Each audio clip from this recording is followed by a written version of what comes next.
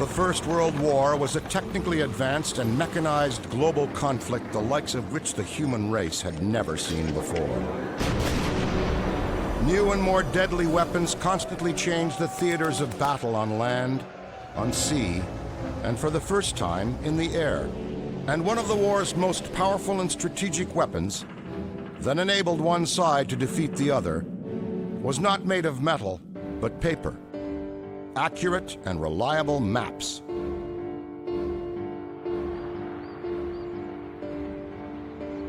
So today, we're getting you to georeference actual World War I topographic maps issued to the British Expeditionary Force at the very beginning of the war in 1914. The World War I collection at McMaster University is the largest collection outside of the National Archives in Ottawa. We have almost 1,500 maps and close to 600 aerial photographs. This particular one is a secret edition. And when I arrived on the scene, I had originally thought it was just going to be a series of battle maps. What I encountered was a tremendous evolution. It was the birth of aerial photography, and there were many examples of the various stages through the 4 years of that evolution. These maps, in great detail and sometimes in great intimacy, reveal that hidden 90% of the war that most people never encounter. At the outbreak of the war, because there wasn't much importance placed on mapping, MAP's general headquarters in France only had one officer and one clerk to supply the entire army. When the Allies started the war, the major maps supplied were road maps. And why? Because they were expecting a war of maneuver and movement. And so you needed to move forward, you needed to know where you were going, but it wasn't believed you needed a hugely accurate map. A road map would suffice. This was a deadly error in judgment as warfare drastically took a turn for the worse. The old tactics of thousands of soldiers with fixed bayonets, engaged in open field battle supported by galloping cavalry charges, was no longer the strategy of choice in this modern war. Now, massive and powerful artillery guns could obliterate a battlefield and thousands of its advancing soldiers. And one gun, within minutes, could mercilessly cut down hundreds in their tracks. On my left, I have a Vickers machine gun. These weapons were used by the Canadian Forces. These were exceptionally efficient killing machines. With one of these weapons being able to fire 500 rounds a minute, it effectively makes moving in large formation over open ground a suicidal proposition. They present the firepower of roughly 100 riflemen, in some cases if not more. They heavily contribute to the stalemate. Machine guns were neutralized in a variety of different ways. The Allies sent out raiding parties at night, or used snipers and artillery during the day.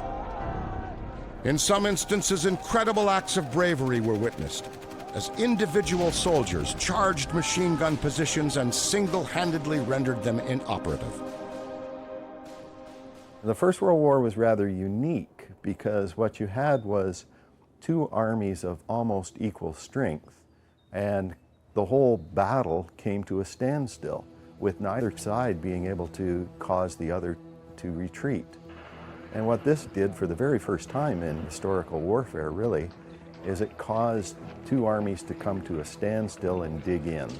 So now you had this trench system that stretched several hundred miles, with, in some cases, only tens of yards between the opposing sides. In fact, it's been said that sometimes you could smell what the other side was cooking for breakfast. They were that close. And so it became very important to understand what was going on behind enemy lines. As the war becomes a static war, where there's no movement, you need much more accurate maps to sight your artillery, because you want to be able to hit accurately at certain points, at certain places. You need to know where things are, where the enemy is developing their trenches and their fortifications, and where your troops are. And I can't stress that enough. But this was easier said than done.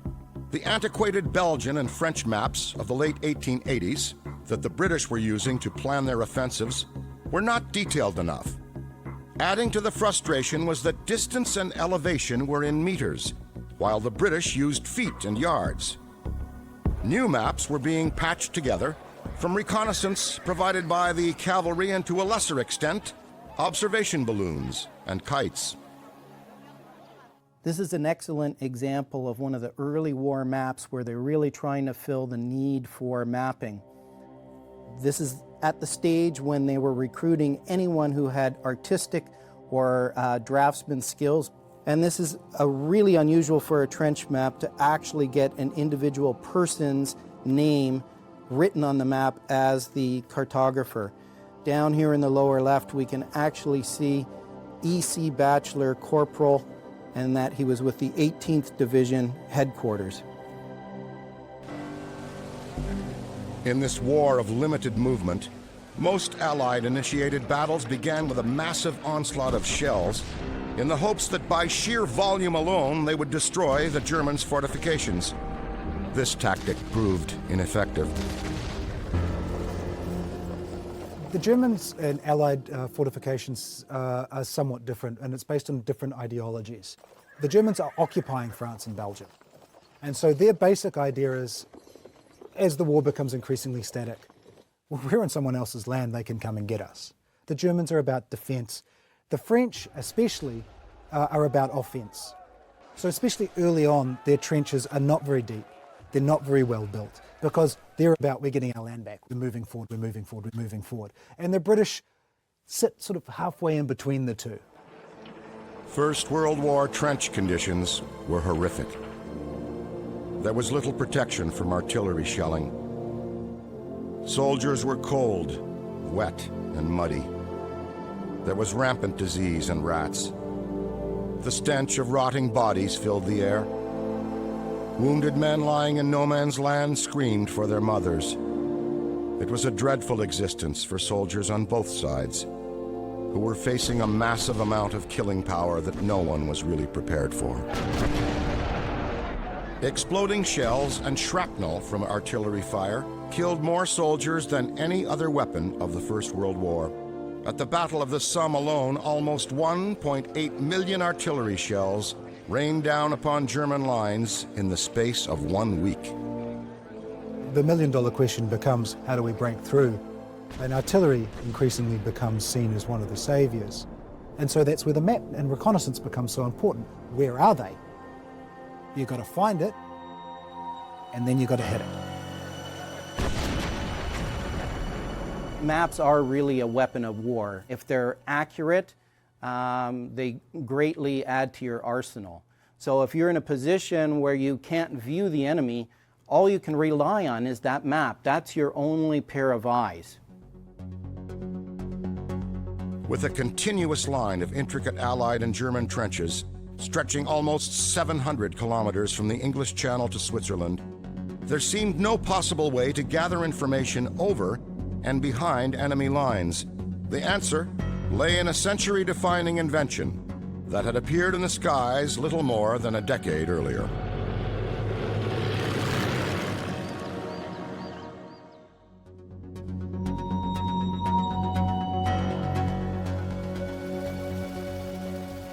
The Wright brothers were the first ones to really demonstrate controlled heavier-than-air flight. That was in 1903.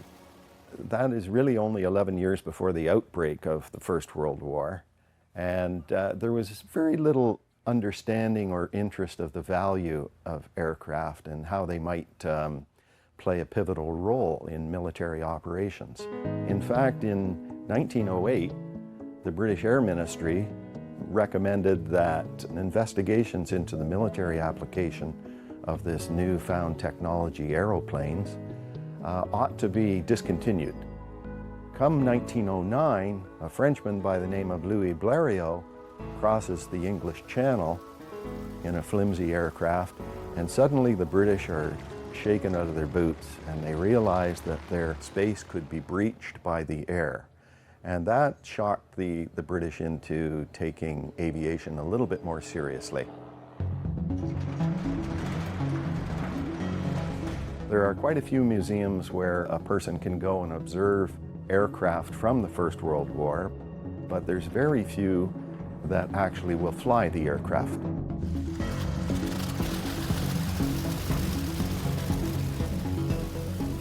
Here at the Great War Flying Museum, the common thread is that we all care about First World War aviation passionately. And it's our feeling that these airplanes are best appreciated in the sky. So to that end, we have built replica aircraft of the First World War vintage. There is a core group of highly skilled builders that manufacture these aircraft, and there's a core group of pilots that are capable of flying them. The aircraft that's behind me is a Sopwith 1.5 strutter. There were in total approximately 6,000 of these aircraft produced. It was designed from the very beginning to be a multi-role aircraft. It was good for both reconnaissance and aerial photography, as well as bombing, and to a limited extent it could dogfight.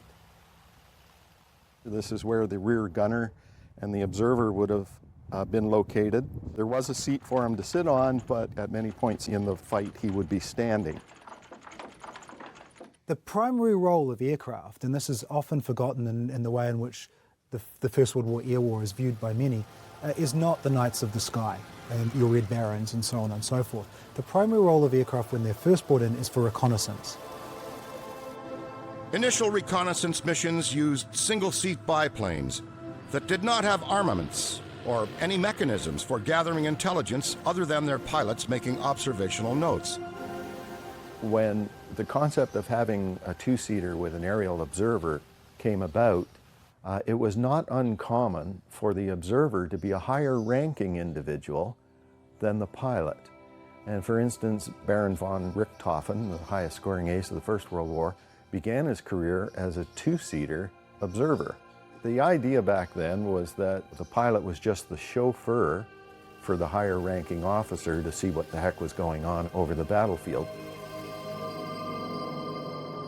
Often during these missions, enemy aircraft would pass one another, and both sets of pilots and observers would cordially wave as they headed to spy on each other's positions. Eventually, each side decided that they should prevent the other from gathering its intelligence. Friendly hand waves were soon replaced with threatening pistols, as each crew took wild potshots at the other. Pistols gave way to rifles, and there was even a report of a German observer attaching a gramophone funnel on the end of his rifle to make it appear as a great big blunderbuss. Things change when they start mounting machine guns on the aircraft. And once you have that, you have a high-firing weapon which gives you a much greater chance of hitting a target.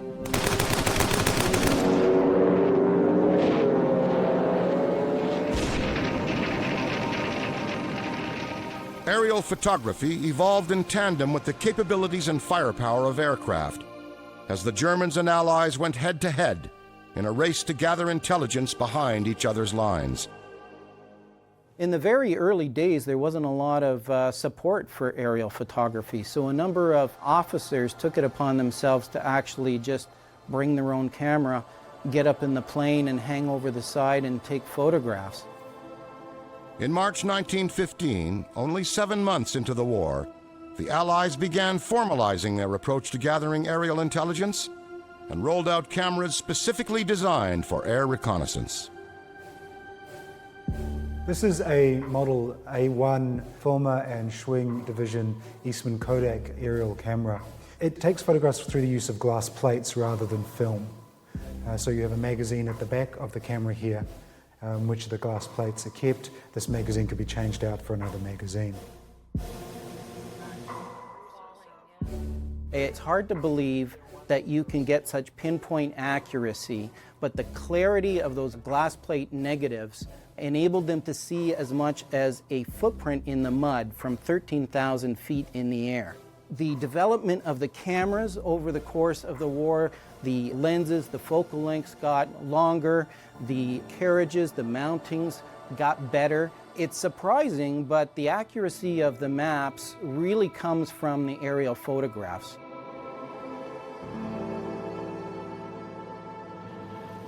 Now the problem that you face is that you have to fly slow and straight. You present quite an easy target for other aircraft and anti-aircraft fire from below. You're also cold because you're high up in the air. So it's not the most comfortable place to be, even if you take out the dangers of someone trying to shoot you down. When you add that stress and add the stress of trying to get the best photographs you're trying to get, these guys have got quite a difficult task ahead of them. But these aerial pioneers, focused on gathering crucial intelligence at altitudes as low as 3,000 feet, were sitting ducks.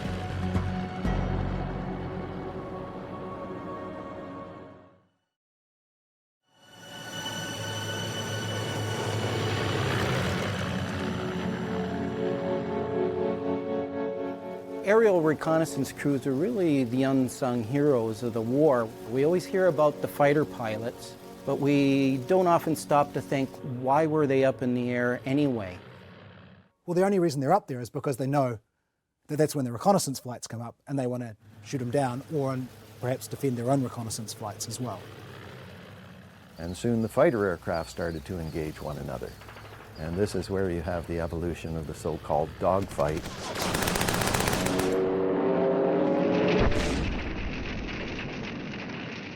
Once we get out into this area here, Yanis, you'll let me know when you see the Fokker attacking. The museum was created in 1970 by 3 members of the Brampton Flying Club, where we're currently located. Since that time, we decided to focus on maintaining the sights and sounds of First World War aviation. None of our aircraft are manufactured from kits. Each of them is scratch-built. In general, they're not as easy to fly as modern aircraft. One of the reasons for that is that, first of all, you're looking at aviation technology in its infancy. It really took the First World War to bring about massive change in aircraft design. In an effort to try to give people a sense of what it might have been like, we do mock dogfights during air shows, and it gives people on the ground a sense of the drama that was involved. There we go.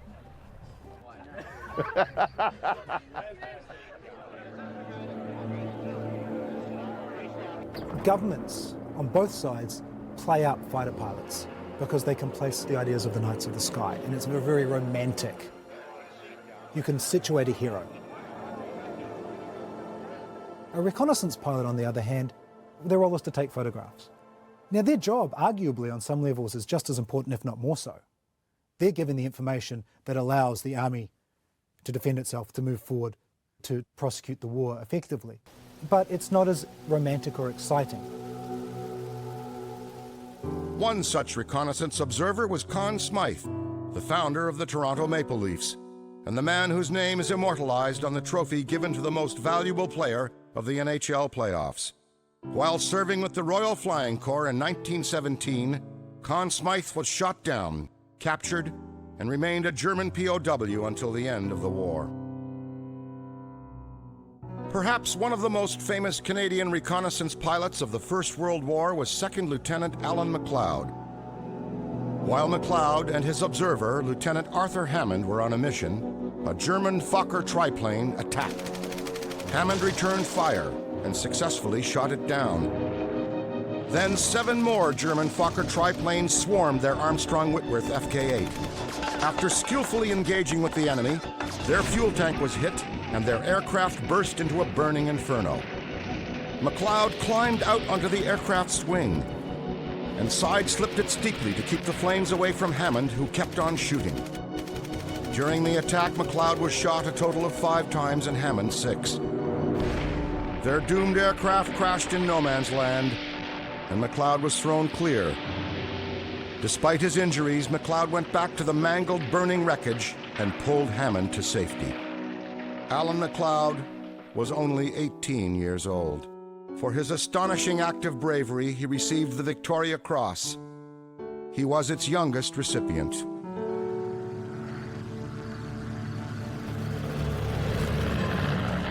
Photo reconnaissance flights often started at the crack of dawn.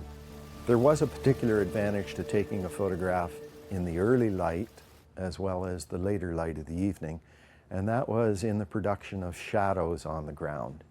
Now, if you knew the time of day You could figure out the inclination of the sun. You could measure the size of the shadow, and you could therefore determine the height of the object on the ground that you were filming. The science behind aerial mapping was to shoot a series of overlapping photographs which featured the same fixed points. Once on the ground, the challenge was to make sense of it all and transfer it onto paper to create maps. They have to plan to take many photographs along that flight line. That includes then planning out the speed of the airplane, the timing between exposures. So a man might have a stopwatch in one hand and a notepad, and he's clicking the camera shutter, changing the film, advancing the film, waiting, click, take another photograph. A very repetitive process, but on a very methodical set of lines. Photos were developed back in the field at these field survey stations. They would be pieced together to create one continuous mosaic base map. Then they would be passed on to the cartographers. He's getting the accurate measurements, the shapes, the areas, the sizes of the features, but he's delineating them. He's drawing those boundaries, he's coloring them in, he's using symbols which we can more immediately identify, so we can read and interpret that information quicker. Another innovation they were toying with during the war was hypsometric tinting, just to make the elevation information stand out more. You can see someone here has been trying to add that tinting on the map with whatever colored pencils were at hand. We can see that this was a very heavily used map at first sight. It doesn't take a genius to discover that this was a map used in the field. So here we have vintage French mud from 1917 battlefields. The great evolution, which certainly existed before World War I, but which was pushed forward in a much more accelerated fashion, was the use of contour lines. They show exactly where the elevation goes up, at what elevation you are, and for things war-related, knowing how high the hill was you had to climb, knowing how far and exactly where the gun was that you were trying to take out was a critical element. The artillery use contour lines because they can't fire the projectiles through the hilltops. So they have to be able to go from known feature to known feature. Contour lines are important for the soldier on the ground. If he is visible, he can be shot. With this entirely new mapping process evolving on the fly, cartographers soon realized that one size fits all did not apply for the Army. It was soon discovered that officers needed maps showing larger areas so they could plan the grand picture. And the artillery needed more detailed maps of smaller areas for target precision firing, and infantry units for things like trench raids or their own individual operations during a larger conflict needed even more detailed maps of a very small area. So to give you an idea of the difference in scale, this map is a 1 to 40,000 scale map used by officers for planning the entire action. That's 1 centimeter to 400 meters. Square 28 is this size on that map. If we look at the scale of a map that the artillery were using at the time, this is 1 to 20,000, or 1 centimeter equals 200 meters. And here we have that same square 28. And here we have the most detailed scale, 1 to 5,000. That's 1 meter representing just 50 meters. This would have been what the small sections or small units of infantry would have had to use during the battle. And here, that same square 28 fills this area on the map, almost the entire center of the map. Another obstacle that had to be overcome was the lack of consistency regarding the use of colors and symbols appearing on maps. When the war began, tactical information was often sketched onto maps with colored pencils. Officers invented their own symbols for everything from trench mortars to artillery field placements. You have Britain, you have France fighting side by side, but they're not speaking the same cartographic language.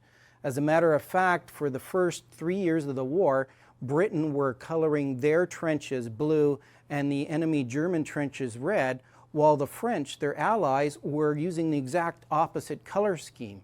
So nailing down the colors, using the right symbols would obviously go a long ways to avoiding confusion and possible death in some situations. A new two-stage printing process greatly aided in the move to standardization. Base maps were produced at the Ordnance Survey in Southampton and shipped over to the front in large quantities. And they were stored on hand at these field survey companies near the front lines. So that would speed up the distribution of the maps. The field survey companies who were collecting the information could create a layer of trench and tactical information which they could simply print over top of a topographic map. Then it goes to the courier on a bike, on a horse, on a motorcycle, to whatever units they need to deliver it to. A significant development in map making came from using a stereoscope. It provided cartographers with the three-dimensional perspective they had been searching for. Once they started overlapping the photos in order to get accuracy for a base map, they discovered that if they overlapped them even more by about 75%, they could actually get a 3D image because they could see the same feature in two different photos but from a slightly different angle, which mimicked the spacing of our eyes. So 3D imagery was important for two major things. The first one was it allowed those cartographers to be able to see depth. So suddenly they could see where the land was rising, where the depressions were, things that would look flat in one single two-dimensional photograph. The other important aspect that came out of 3D imagery was its ability to identify objects that were camouflaged.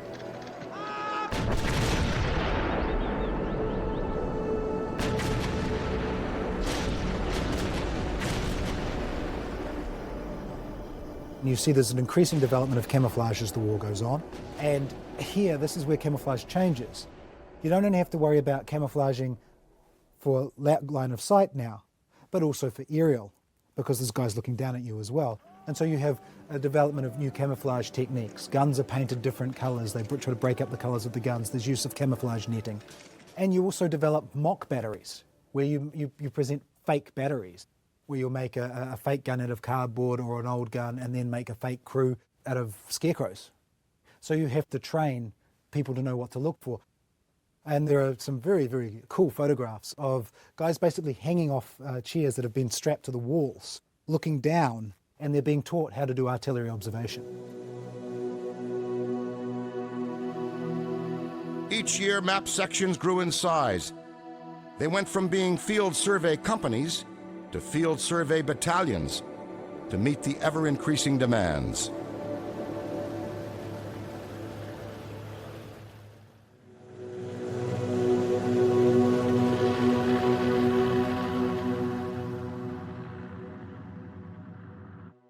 Each one of these maps were created for a different purpose at a different date for a different branch of the military during World War I. You name the purpose, they developed the map for it. Everything the soldier needs, he has either carried up or somebody has brought forward to him. The lumber, the wire, the sheet metal, the barbed wire, the machine gun, the ammunition, the food, the water. Somebody had to lug that stuff forward. And it required maps so people would know where to move things towards and distribute the supply depots close enough to be useful behind the lines. Over here we have a map of the Ypres region, and this is kind of the back area behind friendly lines. And we can see that this map is delineating water stations, natural springs, deep wells, a colossal amount of work put in just to support the war effort. Maps are very important for all phases of the battle, especially behind the lines. This is what's known as a message map. These were issued to officers going into attack so that they could communicate their situation very rapidly back to headquarters behind the lines for evaluation. This is a World War I soldier's equivalent of a modern-day smartphone. First of all, you got the small portable size. You've got your map information, like calling up Google on your phone, based on aerial photography, like our modern maps are based on satellite imagery. And then when it comes time, you can send your text message. We've got a printed form on the back here, and they can say what their situation is. They can say whether they're being held up by an enemy machine gun or by wire. They can request extra ammunition, water, hand grenades. These little guys only appeared in the last half of the war when the printing process became very streamlined. It became a well-oiled machine, and they were able to just crank out the maps by the thousands. Aerial reconnaissance was at some times supported with intelligence gained from trench raiding. Canadians become quite good at it. The Australians actually hunt the Canadians out because they've heard of the Canadians' aggressive nature when they come to the Western Front after being in the Middle East, after Gallipoli, to train them in trench raiding. Involving a single soldier or up to hundreds armed with knives and clubs, these adrenaline-pumping, tension-filled snatch-and-grab night raids kept up the offensive spirit and offered a welcome change of pace from the strain of trench life. Through the capture of enemy soldiers, important documents such as enemy orders and maps fell into Allied hands. And the Allies themselves were so worried about their maps falling into German hands that they quite often didn't print their own trenches on the map. There were many hand-drawn sketch maps by Allied soldiers, basically because the trenches themselves were just this maze, this spider web of passageways. Trench maps are marvelous cartographic masterpieces. Every little jog, every little jigsaw, every little corner is a real place. And they're not approximations, they're actual locations on the ground. So like a street map, the trench maps helped the Allied soldiers know how to move around, and as well for the enemy positions, so they would understand where the more vulnerable portions of the enemy's lines were. This is a perfect example of a trench map, and this particular one was produced by the Canadian Corps themselves. We can see in the upper left-hand corner, this was labeled secret. This means that this map would have been produced in very limited numbers, and it would have been required to stay at headquarters. You can see all the German trenches listed here in red, the front firing trenches with this crenellated pattern, the communication trenches running back and forth between the other rows of trenches. A lot of attention given to the location of machine guns, trench mortars, signal stations, and so forth, all appearing on the map. And this particular map sheet was actually labeled Ottawa Road. It was not unusual for troops, if they were concentrated in a particular area, to start giving their own names to the roads and the trenches. We have many maps in our collection that contain names like Alberta Trench, Toronto Trench, Halifax Trench.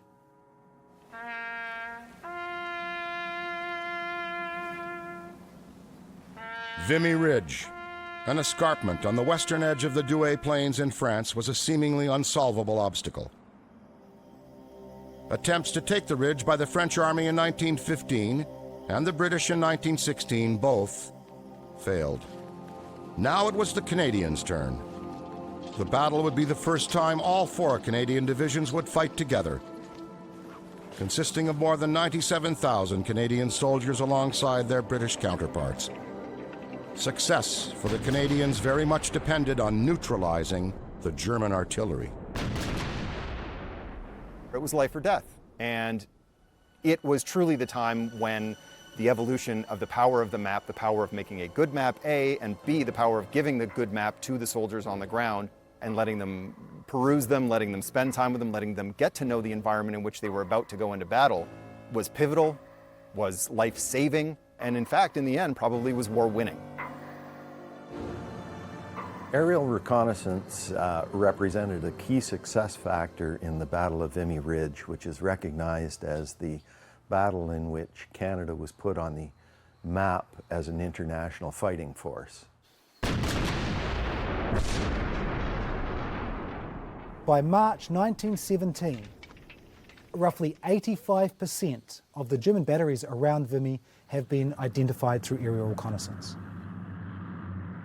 This gun would be a prize target and one of the types of guns that aerial observers would be looking for to cool down counter-battery fire on because of it's a devastating weapon. And you'll note that on the barrel it does actually have damage from counter-battery fire.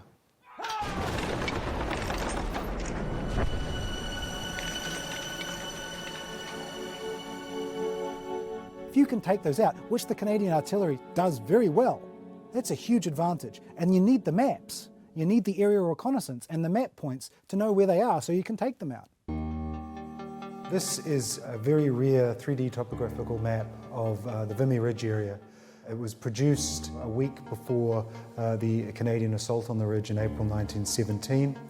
And what they've done actually is taken a number of maps and cut along the topographical lines and then glued each layer on. So the people looking at this map have an idea of the understanding of the topography rather than just simply looking at a flat surface. More than 40,000 maps were given to even the lowest-ranking Canadian soldier in preparation for Canada's assault on Vimy Ridge on Easter Monday, April 9th, 1917. Having everyone on the same page became common practice with the Canadians at Vimy Ridge and at all subsequent Canadian battles. This is one of the most significant maps in our World War I collection. It was prepared for the Battle of Vimy Ridge at the extreme detailed scale of 1 to 5,000. This would have been something that would have been in the possession of the small unit commanders, like NCOs, possibly sergeants with just a section of men. So by Vimy, this was the important change, is they were starting to disseminate this information and share these maps right down to the small sectional unit. We even have some hand annotations here of where the different Canadian units were going to be, penciled in after they had actually printed the map. When you see any of the maps that have these handwritten annotations, it's almost like you travel back 100 years in the blink of an eye. You suddenly have that connection with something that is so old, and that person who wrote that in extreme circumstances, possibly under duress, there's that connection. I don't know quite how to describe it, but it's almost palpable. Well rehearsed and armed with unsurpassed topographic intelligence, the Canadians and British had a distinct advantage and were victorious. Canadians should be proud because Canadian troops acquitted themselves well on the battlefield and under horrific conditions. You go around Vimy Ridge, for example, some areas are still not accessible to the public because they are still filled with unexploded ordnance. You can still see shell craters and trench lines in some places. Looking at World War I maps and looking at the work that was done there, I'm genuinely just amazed at the beauty and the clarity of the work that they did. And it really sort of laid the groundwork for what cartography has become into the future, and in so many ways it's never been improved upon. I'd say it's a lot like the first album that somebody cuts. Every element that was put onto it is intuitive, clear, aesthetically beautiful. It was just done right.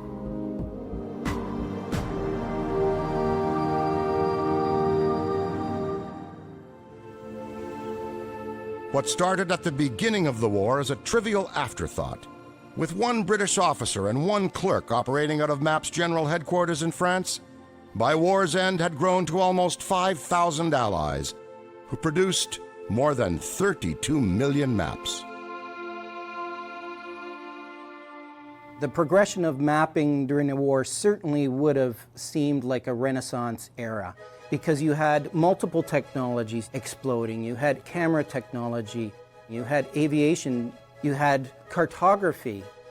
I'm hard-pressed to find another period of time other than maybe the development of the printing press when cartography advanced so quickly.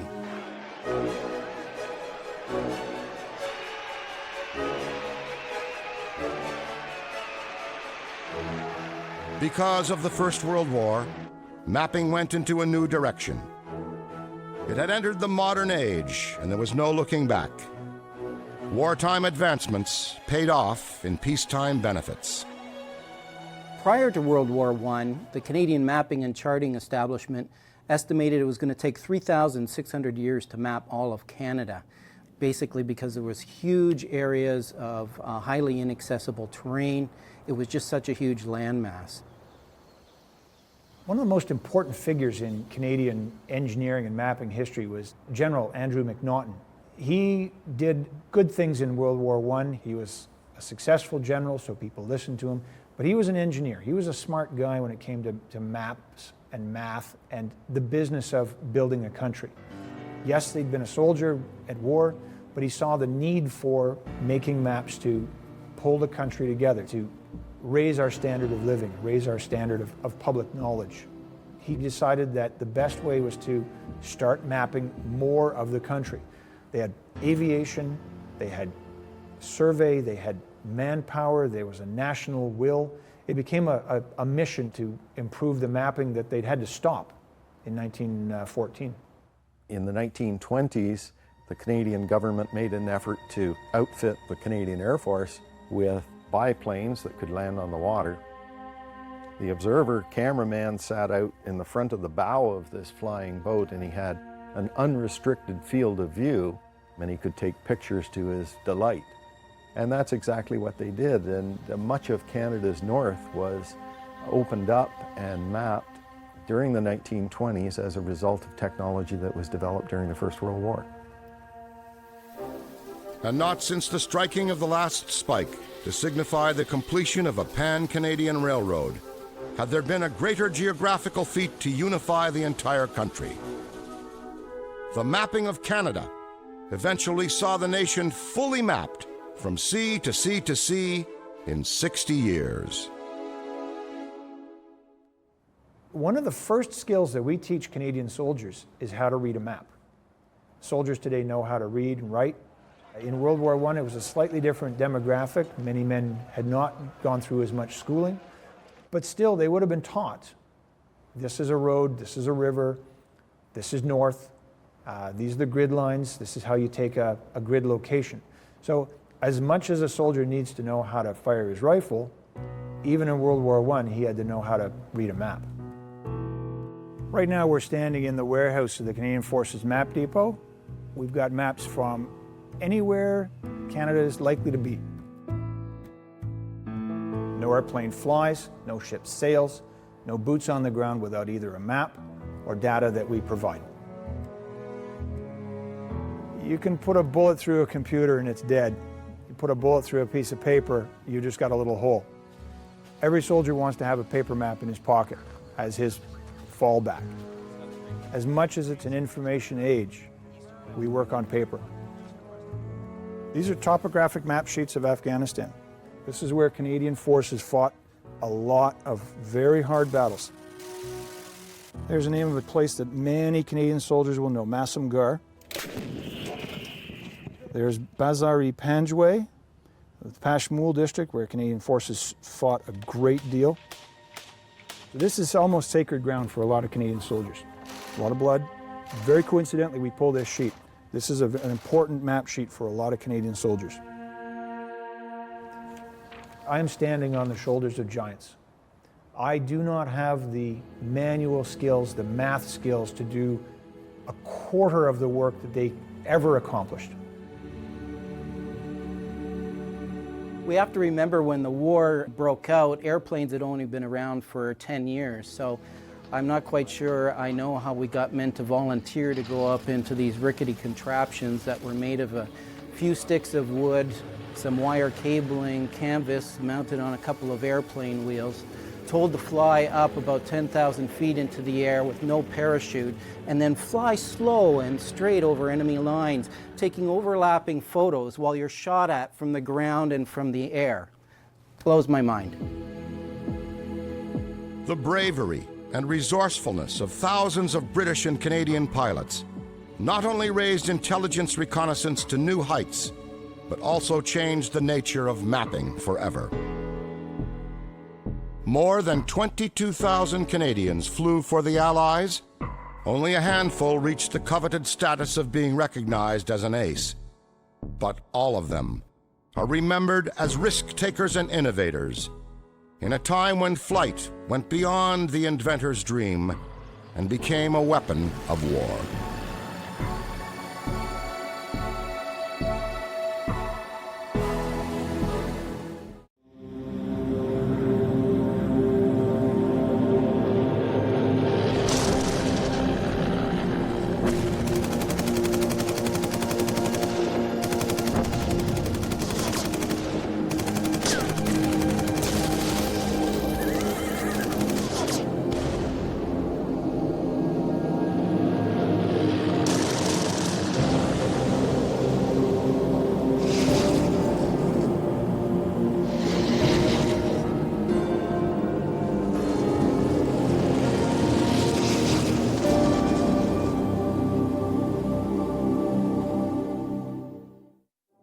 The aeroplane is an invention of the devil and will never play any part in such a serious business as the defense of the nation. Sam Hughes, Canada's Minister of Militia and Defense, 1914. Clearly, the vision Sam Hughes had of aviation's future didn't quite pan out as he predicted.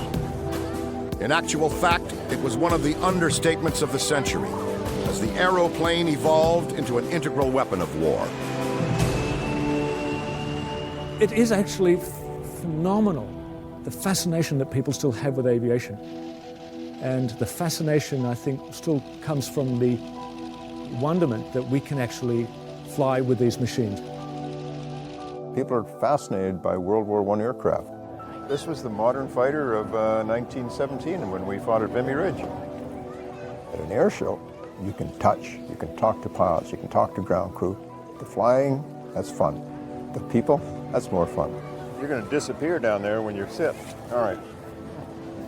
He's in there somewhere. When they see an old aircraft and they're fascinated with this breathing animal that in front of them, it's like an old steam train. There's a lot of people that don't even realize that there were airplanes during the First World War. Those who do know about it and know of the Knights of the Air, just the idea that anybody would take one of these rickety machines into combat just blows their mind. Do you got to stand up to shoot? No, but there's only 39 rounds up there. Because when they're gone, now you got to unbuckle, stand up, hold the stick between your knees, take the magazine off, throw it back, make sure it doesn't hit the tail. Oh my God. Meanwhile, the guy you put the 39 rounds into. Hey, wait a minute. Hey, wait a minute. One air show, we had a young lady come up, and her father, he was a German. He had immigrated to Canada after the war. And he had a unique distinction for Canada. He'd been shot down by Billy Bishop. Even as the First World War progressed, military strategists still debated what specific role the aeroplane should play. Most countries were skeptical of aircraft simply because it was a new technology. There was not a lot of what we would call now strategic planning or strategic utilization of aircraft. Nobody expected aviation to play the role that it did, especially not the British. By 1916, however, with the Battle of the Somme and some of the horrible battles that have been going on up to that point, the air war was increasingly important to the success of the ground war, with observation and photography, for example. The British Air Service of the First World War fundamentally focused on having an offensive spirit. What this meant was they wanted to dominate the air over any battlefield that the British were fighting on. This often meant that in order to keep aircraft over the battlefield, especially if they were suffering losses, that they would recruit people and send people to the front line with minimal training. We are talking literally hours. The casualty rate for pilots was staggering, but the insatiable need for new recruits to take their place only intensified as the war raged on. What they found was that they were simply unable to train enough pilots in Britain alone. And so the Empire started to look around for staging grounds for alternative places for training. And Canada ended up being selected because of its geographic proximity to Britain. They settled in Ontario, primarily because Ontario, at that time, had the largest population in Canada. The head of the Corps put out a call for applications all over the country. So there were recruiting offices set up in the prairies and the East Coast and in British Columbia. And interested men would go to those centers, be recruited there, and then head by train to Toronto, where they would actually start their training. The University of Toronto was selected to be the #4 school of aeronautics. So basically they would spend 2 months learning about the general principles of aeronautics, forces of flight, map reading, telegraphy, and photography, and then they would also have some instruction on enemy aircraft. Cadets were housed all over campus, on the main lawns and the back fields, but they were also held in some of the dormitories and so forth. As the training program got going, it became apparent that they were going to need aircraft on which to instruct the new cadets. So a company called Canadian Aeroplanes was incorporated to build those aircraft. The process of construction involved a lot of indentured tradesmen who were carpenters by trade, millwrights, coach builders. They were very heavily involved in the construction of these machines. One of the stories that isn't as well known from the First World War is the role of Canadian women in aviation at this time. Canadian Aeroplanes employed up to 350 women. It may have actually been more during peak production.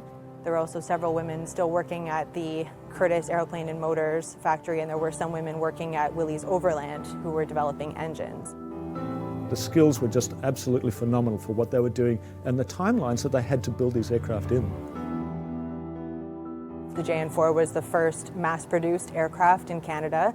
One of the numbers that gets thrown around for the number of aircraft that were produced at that facility is 2,900 aircraft, including spare parts. The JN4 was an excellent trainer aircraft. It was very stable and relatively easy to fly, which was great if you are just learning and taking off and landing. However, once these cadets got over to their service squadrons and were introduced to more advanced aircraft with rotary engines, their training quickly was known to be insufficient. But this was a great place to start. Once men completed their training at the U of T, they would move on to the actual flight schools, which were set up at airfields around what is now the GTA. The cadets invariably were crashing all around their airfields, and so they would land in farmers' fields, they would land in trees, they would sometimes even land on the hangars that they were supposed to be parking their aircraft in.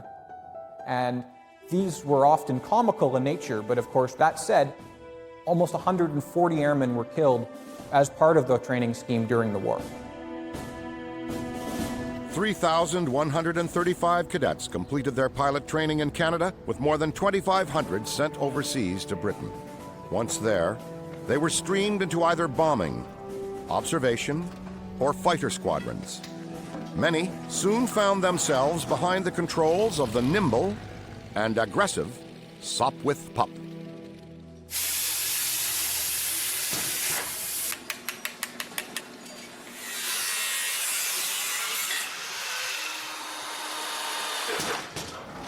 What we're doing here is building the Sopwith Pup.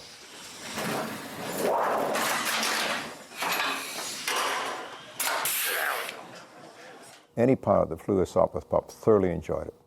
Delightful aircraft to fly, fun, versatile. It did everything you wanted it to. So if you're going to build a World War I aircraft, it always struck me this is the one to do. The building a replica Sopwith Pup, identical to the one that my father flew in World War I. And this project really recognizes Dad's achievements. Tommy Sopwith, the designer, from the beginning built float planes. He went on to build the Sopwith 1.5 strutter aircraft. And that was the first aircraft that many Canadians flew into combat. It was a two-seater. It was a reconnaissance aircraft and a bomber-type aircraft. From that, Tommy Sopwith designed the smaller Pup. It wasn't called the Pup until an Admiralty chap looked at it and said, "My gosh, your Sopwith 1.5 strutter has given birth to a pup." And the name stuck. You're replicating a design from 100 years ago. That aircraft was designed and built a dozen years after the Wright brothers flew. So stick and wood and baling wire sort of thing, but we've advanced more. Nicely done. Yeah, basically what we've done now is we've engineered a new airplane. So what we do is we take the original shape of the airplane and we go completely modern.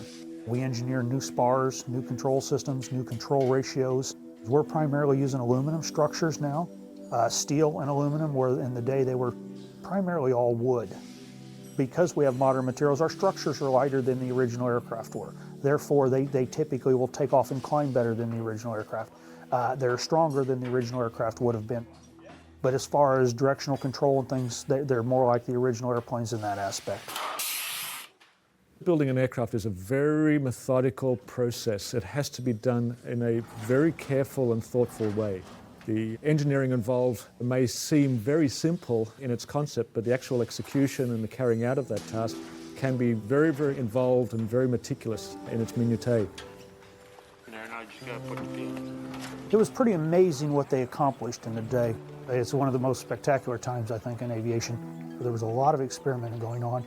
Things would change quickly in the field. Mechanics would take an aircraft and alter it in the field. They would improve the performance or handling or something. That would immediately go back to the factory and they would make the changes right away. It evolved very quickly. I've got a lot of respect for the guys that flew the airplanes in the day. They were flying aircraft that weren't up to the standards that we're flying these days. The materials weren't up to the standards. The engineering wasn't up to the standards. The men did some very amazing things.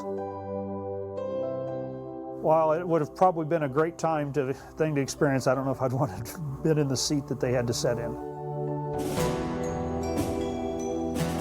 The enduring legacy of First World War aircraft has lasted for well over a century.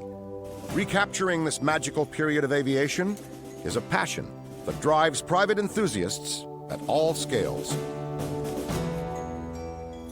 It's almost like a mission of mine to try to educate as many people as I can to how incredible these guys were. I've currently got about 150 or so built. The one thing that sets me apart a little from some other model builders is the fact that I'm putting the history behind these planes. That's what brings them to life. It's not just an object. These guys became part of the plane. And you can't separate the pilot from these planes. They were really one. And that I find just fascinating. I always start off by building the interior. I put in real wood into the floors. I actually use the sheets of cedar that come inside cigar tubes. And I cut those out and lay them down as the floor, and I varnish them. Accuracy is absolutely vital to what I'm doing because I'm honoring an actual person. Andrew McKeever was no stranger to receiving honors. Flying a Bristol fighter, he was the Royal Flying Corps' top-scoring two-seater ace with 31 victories.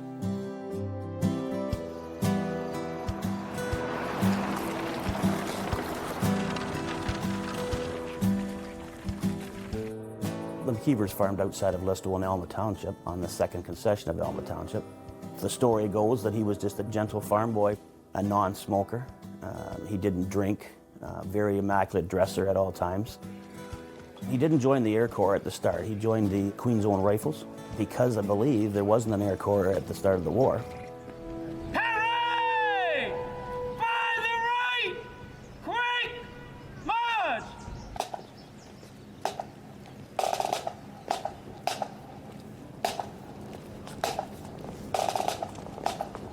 The community sacrificed a lot. Farm boys went, the bank manager's son went. The impact on the community was immense. We have a cenotaph with 121 names on it. The town of Listowel at that time would have a population of probably between 1,500 and 2,000. And to have 121 that didn't make it back, that's a lot for a town that size.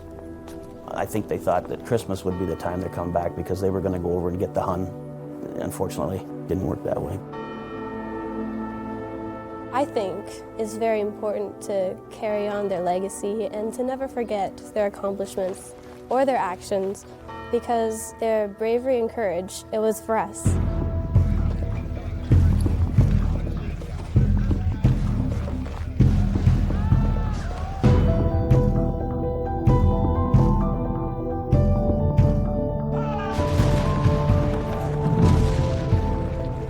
recruits for the Royal Flying Corps from the Canadian Expeditionary Force would come from primarily the infantry and the artillery. Artillery were preferred because that section of the Army was going to make the most use out of the information the aircraft brought down. But if a member of the infantry or a member of the cavalry was deemed to have the right stuff, if you will, usually it's because they had distinguished themselves or because they'd been wounded, then they would be recruited into the Royal Flying Corps. The Bristol F-2B fighter was probably one of the most successful two-seat fighters of the First World War. Andrew McKeever, who's one of Canada's aces, was a huge proponent of this aircraft and scored many victories in an F-2B. He had 2 kills the first day he flew into combat. The gun that I'm holding, the Lewis gun, is very heavy, and it surprised me that this would be in an airplane back in those days with the kind of weight that it does have, but this is the gun from McKeever's plane. Andrew was the hero that we didn't talk about. But mysteriously, on the second floor, there was a lithograph reprint of a painting called 5 Down for McKeever. You get to see the landscape of France, and you get to see military planes in action and his triumph. He and his gunner shooting down 5 of the enemy in one combat mission. My 97-year-old aunt had the package, and in the midst of these clippings is the letter from the King awarding the Distinguished Service Order to Andrew McKeever. I mean, this is an extraordinary document, but it's in with, you know, clippings from newspapers and personal letters. There's a fascinating picture of him standing beside a German airplane that he forced down. But it isn't triumphalism, it isn't bloodthirsty in any way, shape, or form. He made that machine do things that nobody else could. It looks like he did it without breaking a sweat. It looks like style was an essential part of what he was doing, because one of the other favorite details I loved was that when he flew, he always packed a shaving kit so that if he was shot down over enemy territory and captured alive, he would continue shaving and looking good.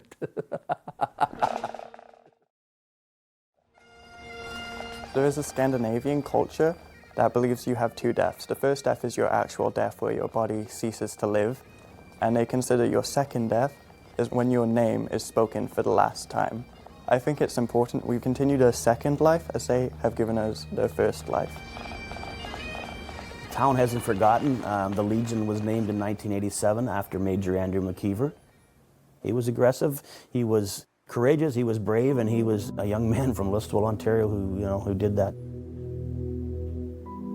Soon after the war, McKeever's promising life came to a tragic end as he died on Christmas Day, 1919, due to complications from a broken leg.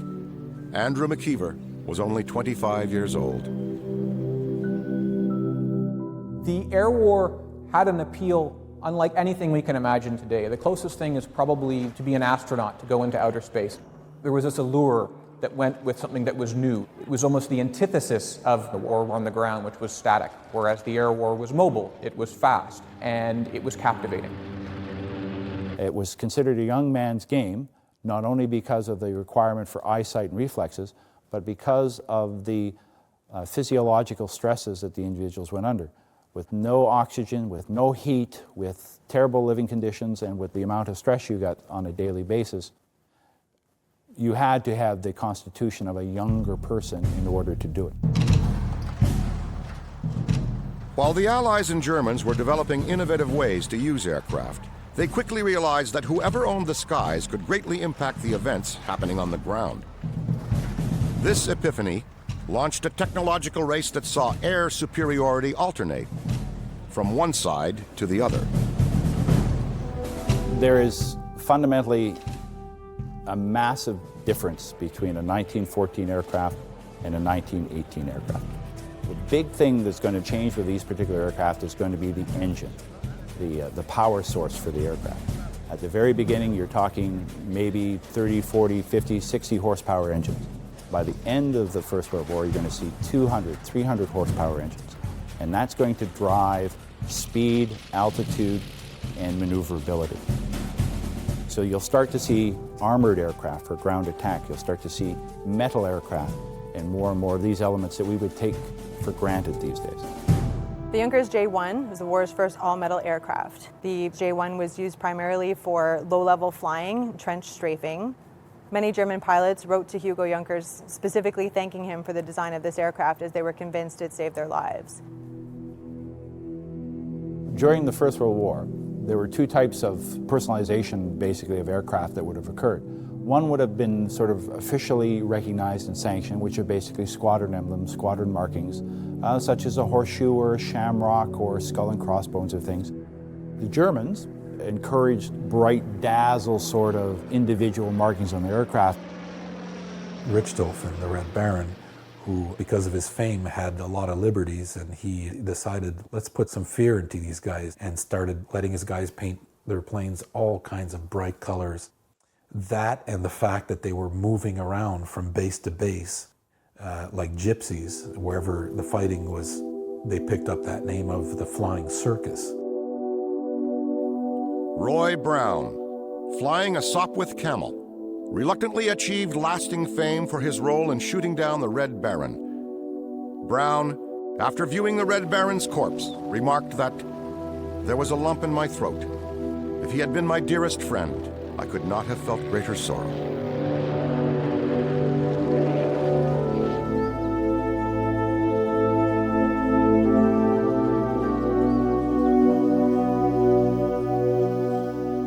Carleton Place is located about half an hour west of Ottawa.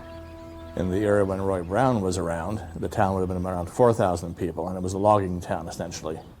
The Brown family operated the local grist mill,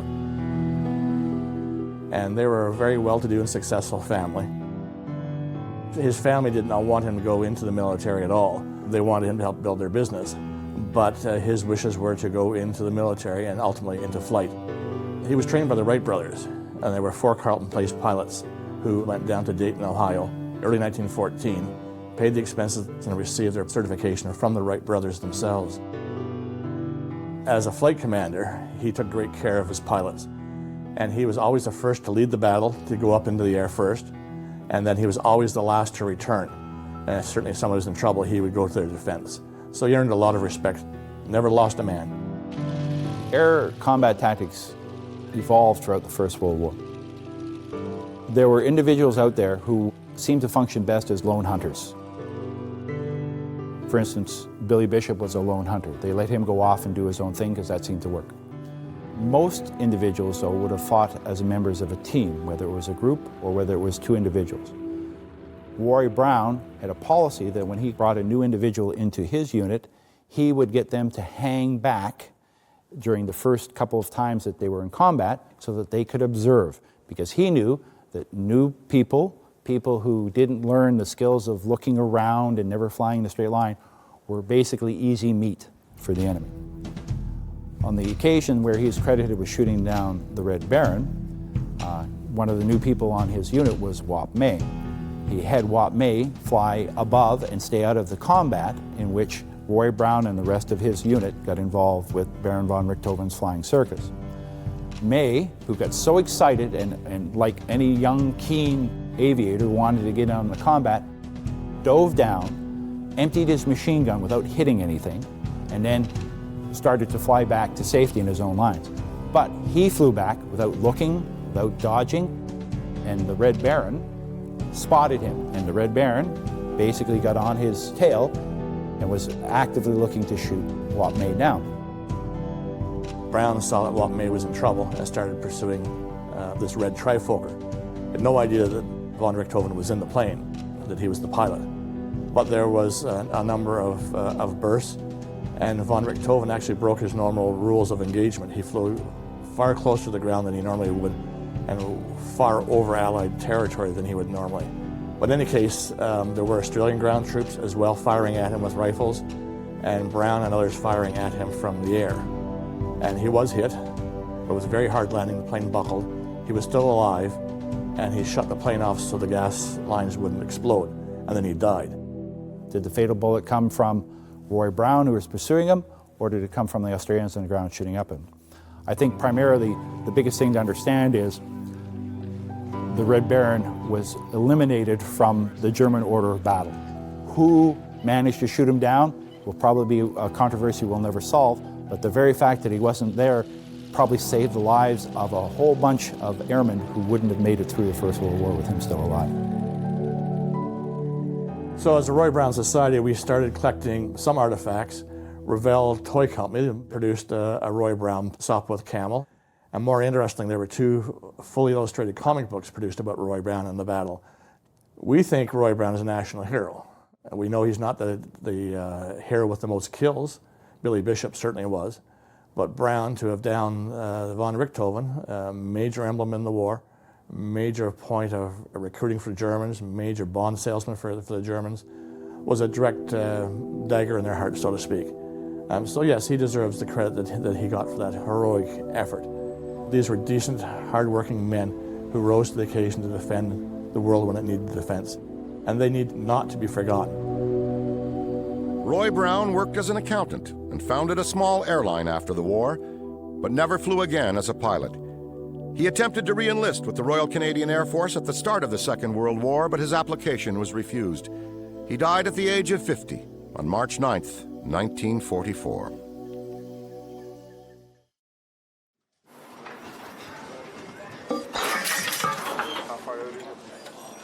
It's been a very interesting amalgamation of a lot of skills. The pull on this metal is this way. Okay. The top one is going to overlap down to here. I have members on the team who have been aircraft maintenance engineers. We've got carpenters on the team. Okay, there we go. It's been a real pleasure to watch them combine the skill sets of working with metal, working with cloth, working with wood. It takes an immense amount of knowledge from a wide variety of disciplines. Oh, there you go. The standard of drawings that were used back then were very different to what we use now. So what we've had to do is actually translate the drawings into modern engineering notes. And once we've done that, we've been able to sit back and compare how they approached the engineering lessons of the time and using the little knowledge that they had about flying and the stresses of flying.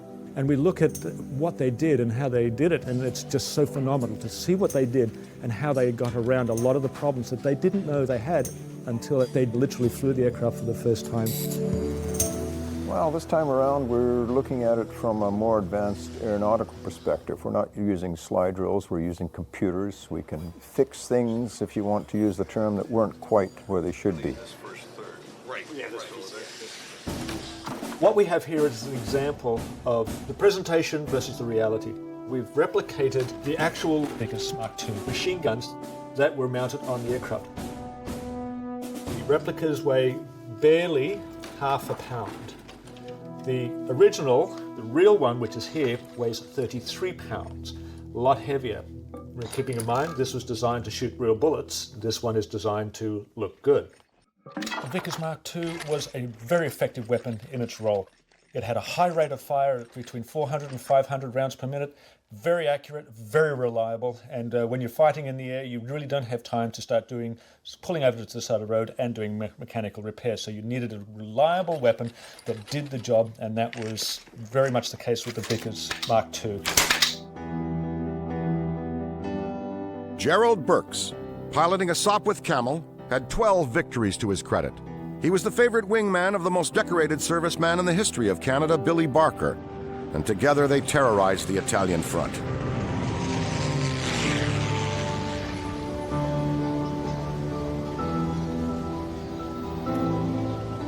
Henry Burks came out from northern England. It was a family business, and my grandparents had 4 sons, and all of them were expected to go into the family business. That's what you did. It was the glory days for Montreal.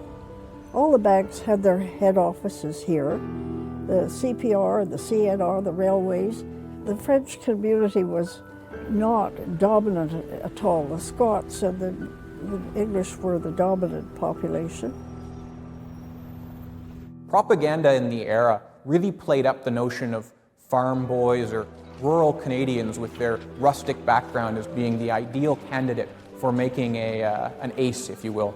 They were just as likely to be merchant sons or from urban centers like Toronto or Montreal as they were to come from the farm. My dad would have liked to have been an architect, I think, or an engineer, and he lost that opportunity because he went to war. Well, that's Dad looking very dapper in his black watch kilt with his lovely spats on his feet. And imagine going to war in a kilt. Well, he was in the trenches, and it was a horrible experience. He was wounded in his arm and sent home, discharged. He came back to Canada and then decided that he could do more for the war effort and went back to England. He joined the Flying Corps, and I've forgotten where they trained. He didn't have that much training before he was sent to the Italian campaign.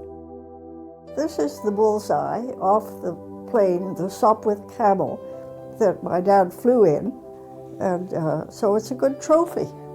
I had it framed for Dad. Well, I think he was challenged by flying in these little paper-mache planes.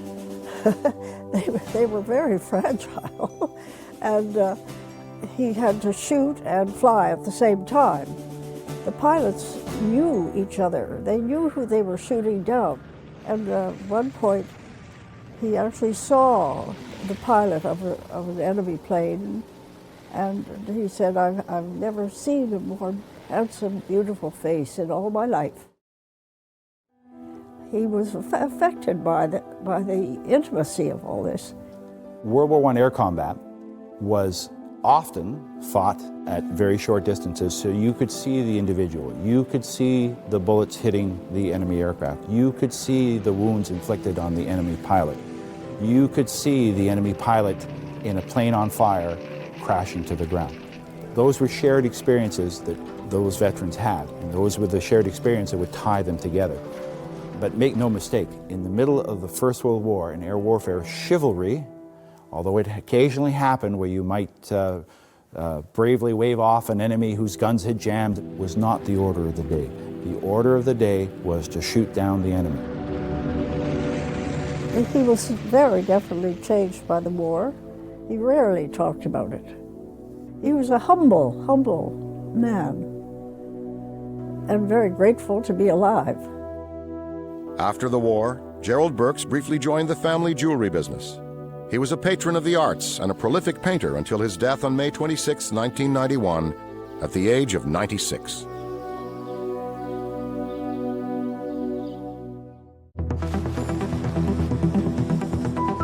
More than a century ago, the youth of our nation joined the fight to protect our freedom. And today, young Canadian Air Cadets have joined the build team to preserve our heritage. Our job today is putting on fabric onto the elevators and ailerons. It's important that the cadets are here with this Sopwith pup build. True, they're not trained technicians yet, but they're being mentored by people who are their grandfather's age, and they're learning how to use their hands in a more coordinated fashion. They're learning how to work together as a team with these older gentlemen and their fellow cadets. This tape should roll over the edge here, if you don't mind. That's the sharp edge that we're trying to protect is there, yes. That's perfect. Get it as close as you can. I joined this project because I greatly appreciate aviation and history, and I also appreciate the fact that we are continuing on a trade which is dying, the building of aircraft, specifically World War I standards, and eventually we are not going to know how to do that, and I only see it as my duty to keep that tradition going. When you think about it, age 18, 19, that was the age of the pilots that were flying these things. So you can almost put yourself in their flying boots if you want. Think about that. Alan McLeod from Winnipeg was 18 years old when he won the Victoria Cross. So yes, these cadets are the age of World War I individuals. Being the same age, we have similar dreams and aspirations. We still have our whole future ahead of us. And for them to go into these rickety aircraft and to fly off with little training into combat, that's just incredible. They're amazing. Machine guns would jam at times. Oh, okay. Okay. Which you take out your little wooden hammer and bang on it, hopefully you get rid of that jam before the bad guy behind shot you. Pull straight up. Okay, there you see? Here. Okay, you got the idea? Yeah. Good. Back then, it would have been the new hot thing. The adventure, the fear. Nowadays, the thrill is sitting in front of a TV and playing a video game of an aircraft shooting. Back then, it was actually being in combat. The major difference is that you could die. You might not come back. Nice straight line. Being a part of this project is really an honor because after I'm done with school, I just want to become an air mechanic, and I thought it'd be a great opportunity and a chance to show what I can do. Knowing that that information is being passed on from professionals that actually have a passion for it. And it has a different feeling than if you were just to go online and search it up and look at it on YouTube or something. The passion is what you don't get. The feeling of touching and feeling and getting hands-on with the project is what you don't get if you just look it up online. These men, their courage and their ingenuity should always be remembered because their sacrifice, it was for us. Carl Falkenberg, the grandson of a Swedish baron, registered 17 victories while flying an SE-5A, which was also the favorite aircraft of legendary Canadian ace, Billy Bishop.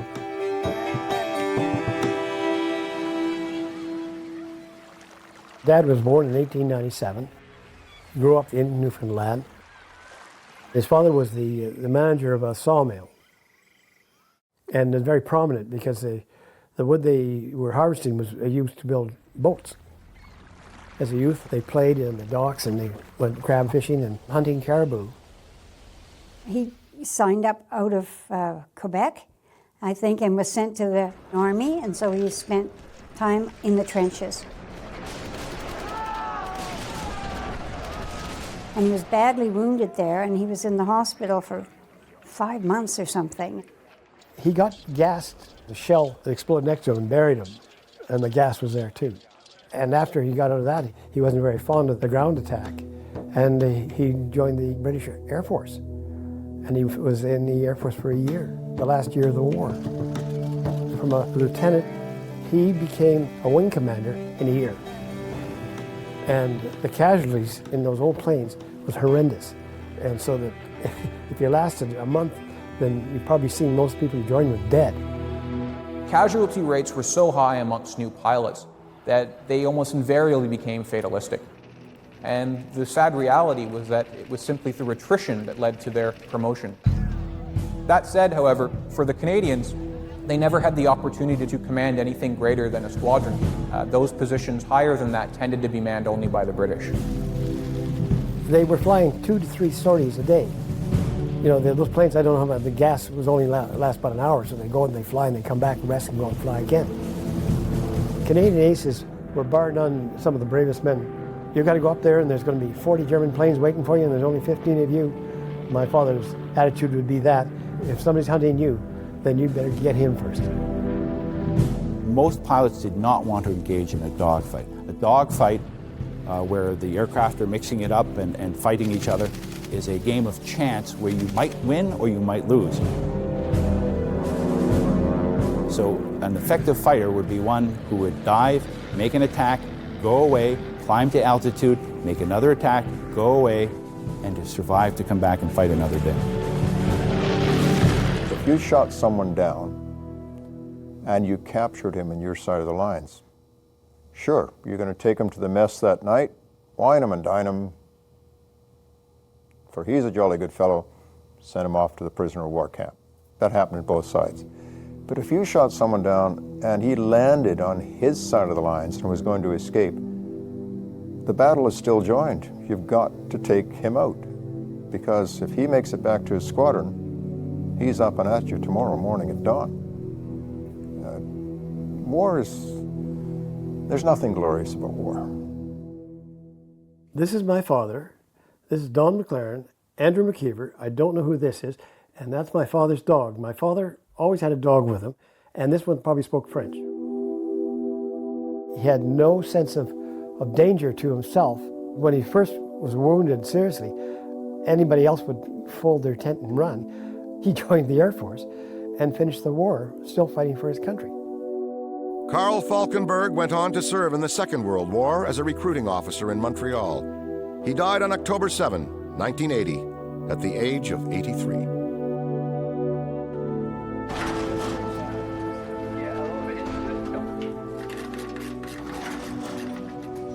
The Canadian Museum of Flight is dedicated to preserving BC's aviation history and Canada's aviation history for the generations.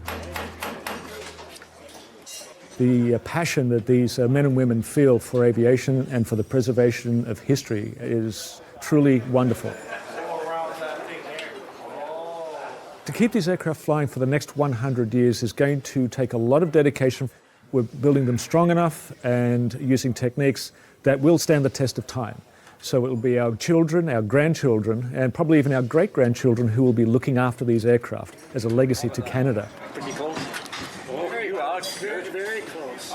You are spiffy. When I see something that we have put together from the ground up, assembled, worked on as a team, the immense pride that all of us at the museum, and myself included, has for that project and for the achievements of what the team has done is, it's very hard to describe in words. They really do become our children. These aircraft do have a life. They have character. They are definitely part of the family. Joseph Fall was Canada's only pilot to receive 3 Distinguished Service Crosses for aerial gallantry. He's credited with 36 victories, earning 11 flying his Sopwith Pup.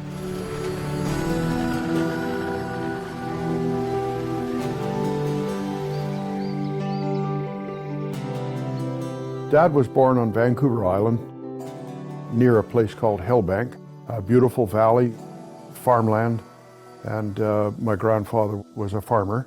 He had a dairy cattle.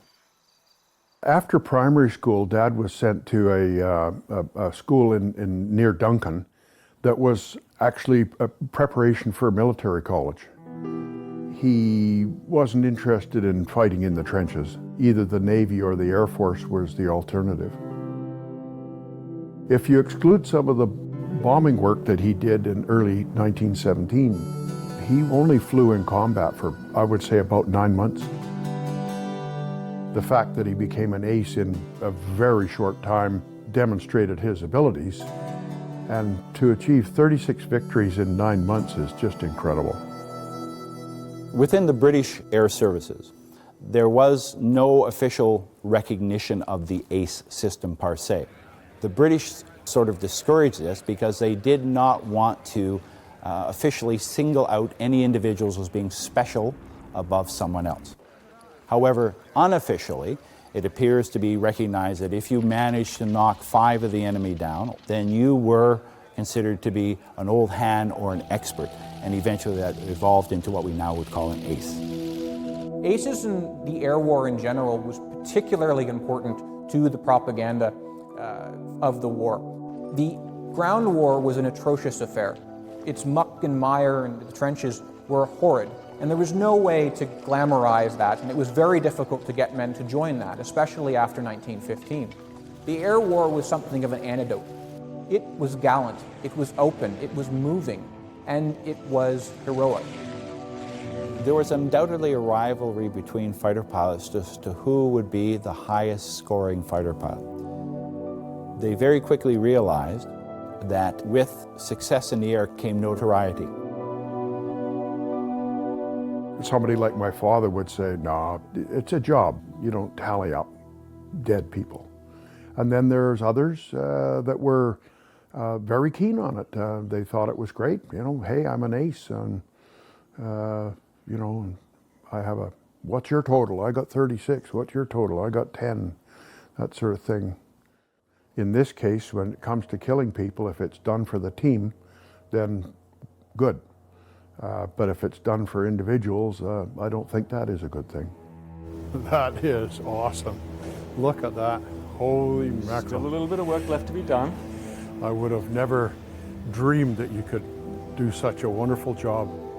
When I was invited to the Aviation Museum to view the replica pup, I have to admit it was very emotional for me.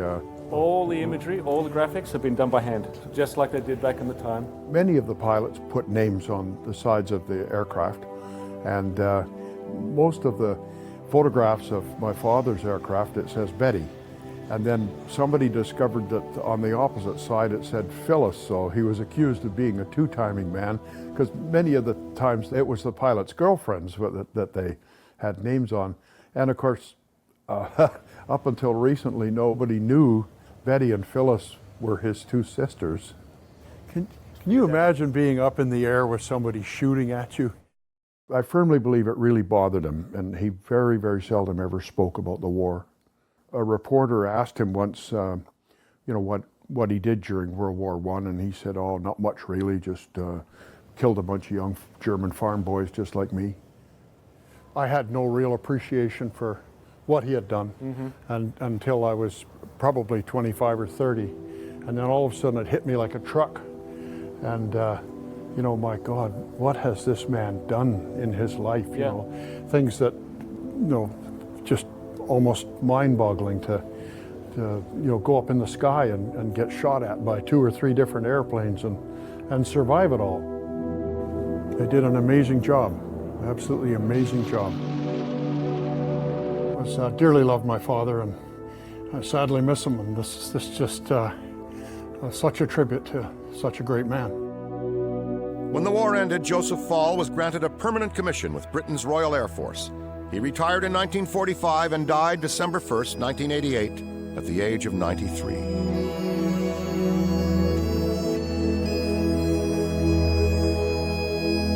In the 100-plus years since the first air war over Europe, Canadians have distinguished themselves time and again answering the call of duty. But time fades memory and metal. Preserving and honoring our First World War aviation heritage and heroes is now more important than ever. The legacy of these aircraft will live on as long as there are those willing to carry the torch, to honor the brave young men who flew on wings of courage.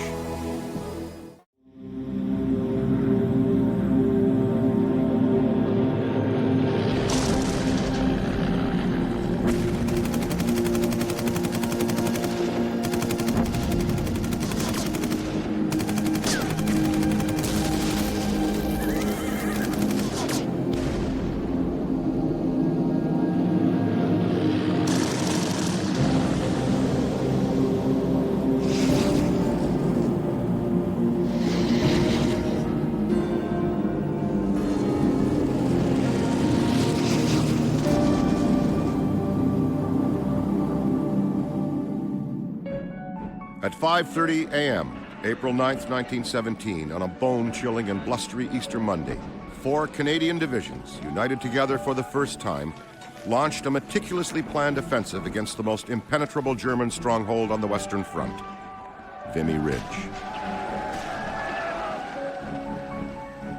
Vimy Ridge in that part of France rises approximately 145 meters above the surrounding territory.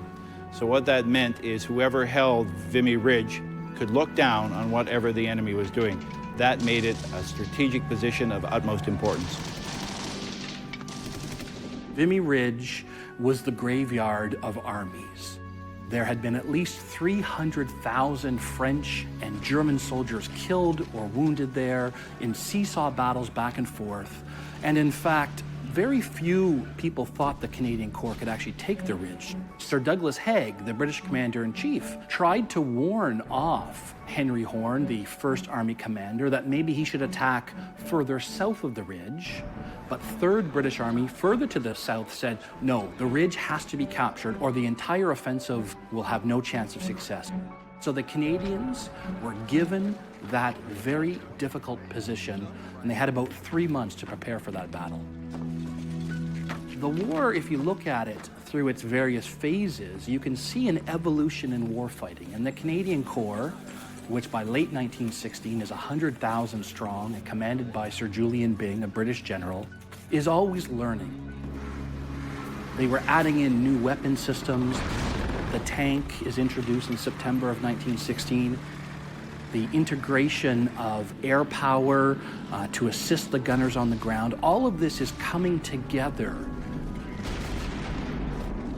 Combat on the Western Front was very much a matter of learning how to deal with the technology of the day. A prime example, if you will, in the First World War is the introduction of aerial photography. Aerial photography would be a game changer, not only for planning battles, but also to working with the artillery.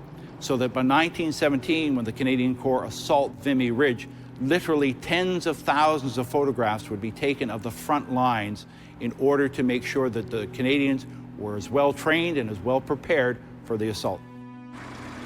The heroic and extraordinary efforts by Allied pilots in the air prior to the battle and during greatly contributed to Canada's overwhelming victory on the ground. Canada's magnificent Vimy Memorial marks the site of the Battle of Vimy Ridge and proudly stands as a tribute to all Canadians who bravely fought and died in the First World War. Today, thousands of miles from the shore of Canada, we are assembled around that monument. On July 26, 1936, King Edward VIII officially opened Canada's Vimy Memorial. It was over there that the Canadian armies fought and died. It is over there that their final monument must stand. The memorial was erected on the ridge's highest vantage point, Hill 145. Its prominent towers, representing Canada and France, watch over the hallowed ground like two stoic sentinels. For this glorious monument, turning the hill of Vimy, is now and for all time a part of Canada. One of the highlights of the moving and reverent opening ceremonies back in 1936 occurred when squadrons from the Royal Air Force and French Air Force flew past the monument and dipped their wings in salute. As the commemorative 100th anniversary of the Battle of Vimy Ridge approaches on April 9th, 2017, a small squadron of pilots known as Vimy Flight, who fly replica First World War biplanes out of British Columbia, have long dreamed of recreating the Vimy Formation flypast performed by their predecessors of long ago.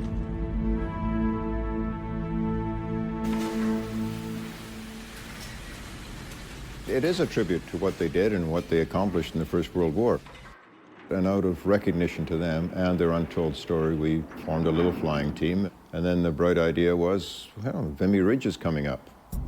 Can we take them to Vimy Ridge? If we have an air abort, then each element will look after. The ambitious idea of creating Vimy Flight came to lead pilot Alan Snowy in 2009.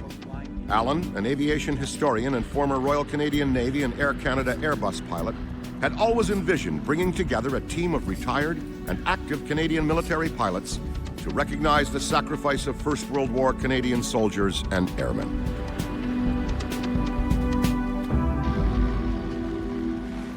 Alan Snowy approached me 8 years ago with it, and I just straight away I knew that's what I wanted to be involved in. So Alan and I acquired Newports and then latterly acquired pilots to fly Newports.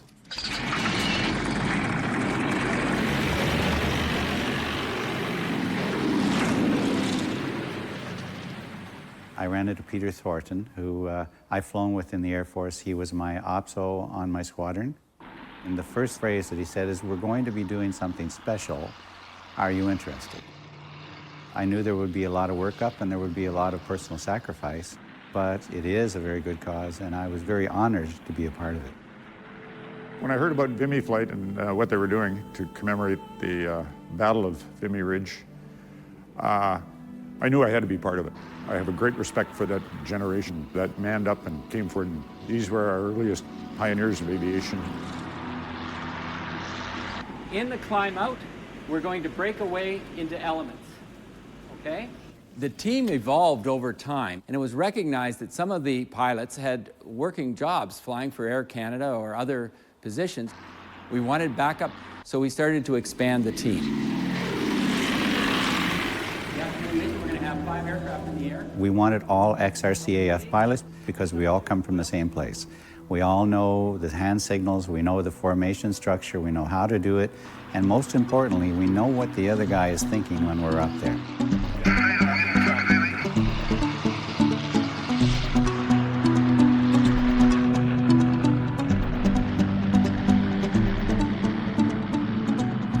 Yeah, yesterday, it was my first flight in an open cockpit, and after I was finished chewing up all the bugs, it was absolutely amazing.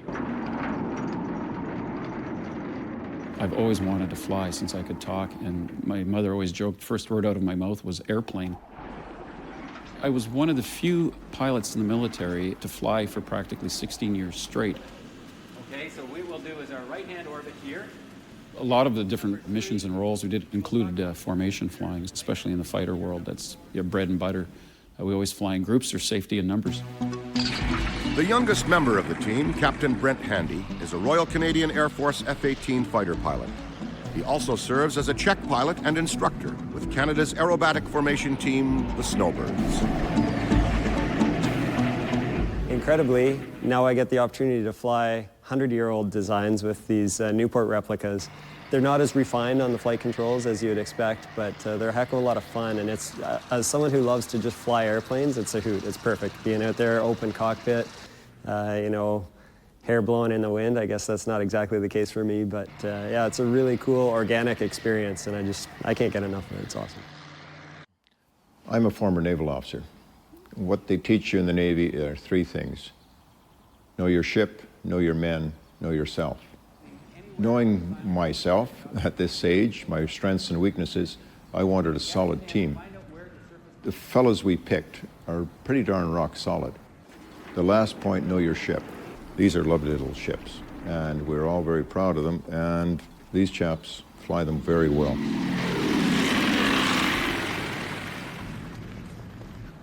One of the greatest challenges facing Vimy flight is how to transport their aircraft to France. Flying them over is not an option. Or is it?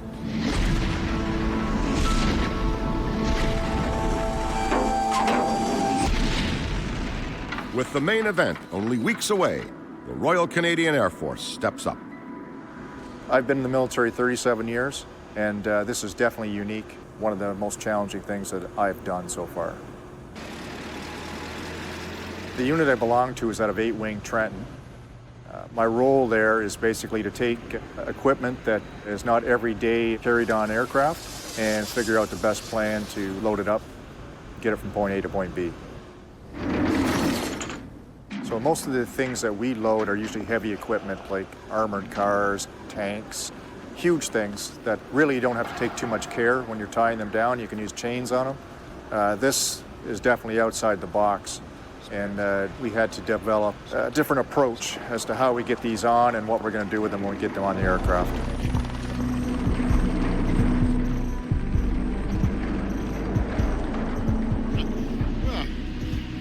Mixed emotions. It's happening. My goodness. You know, when that thing landed and rolled up, right away, you know, we're going to France.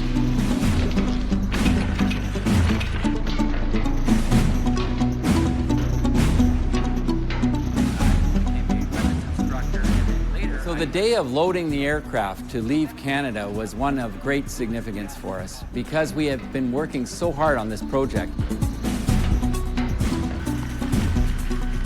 We're wearing kid gloves, and we're very, very careful. These things are very fragile. They're fabric. They're basically in a flying condition right now, so we can't damage them. So it was quite the operation getting them on board. 2 feet, keep coming. Good.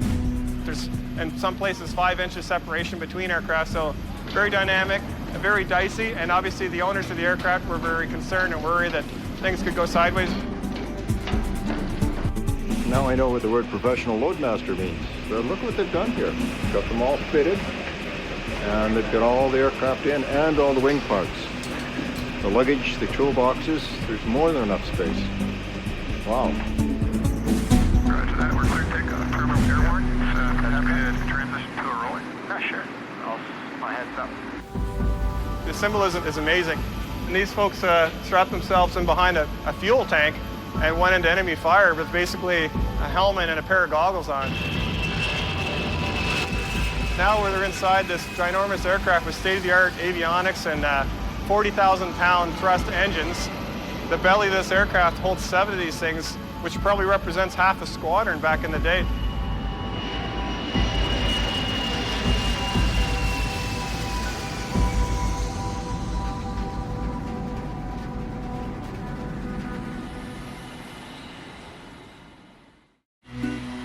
After 2 days of air travel across Canada and the Atlantic, the C-177 Globemaster and its precious cargo arrives in Lens, France, to a hero's welcome.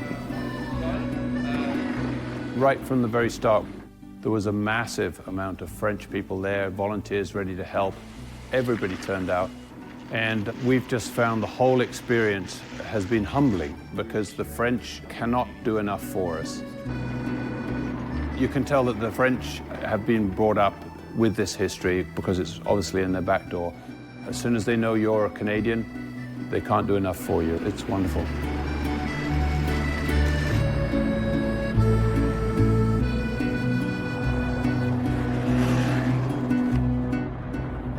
Well, it's really heart-touching to see all the Canadian flags around in the villages. Just about every house has a Canadian flag on it. There's more Canadian flags than there are French flags, and you see the amount of gratitude and appreciation that people have for what our veterans did for us, and it definitely drives home the pride that we should all have as Canadians and as a military officer as well. I mean, it makes me very, very proud. The Canadian flags all came from Fredericton, New Brunswick, I heard. So they're hanging them out of respect, out of pride, out of honor, out of pure happiness to have us here.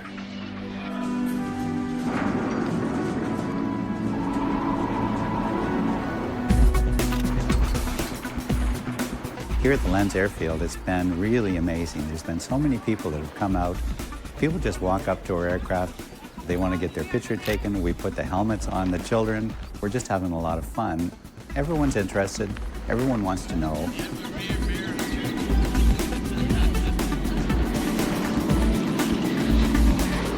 We're very lucky in that we have a grass airstrip to operate off because that makes it much easier on our airplanes. And that's exactly the type of airstrip that the young men would have been using back in 1917.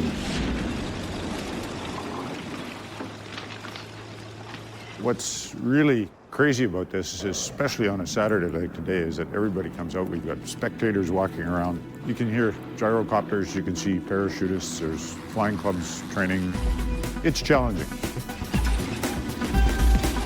To ensure that everything will go like clockwork with their Vimy Memorial Formation flypast on April 9th, the Vimy flight team performs numerous practice runs. Each is executed with military precision and a clear focus on the ultimate mission ahead.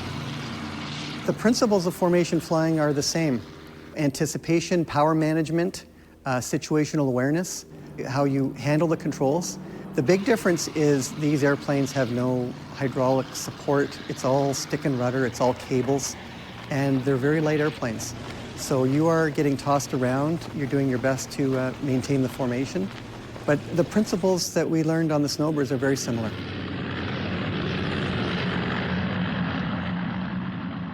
So how it works basically, because we have 10 pilots, we have 5 airplanes flying, we've decided to have one pilot act as a safety pilot to make sure that all of the checks are done properly. And it's also, you know, as you see, a very small cockpit. So we're helping him strap in, we're double checking his radios, making sure that everything is set for his flight.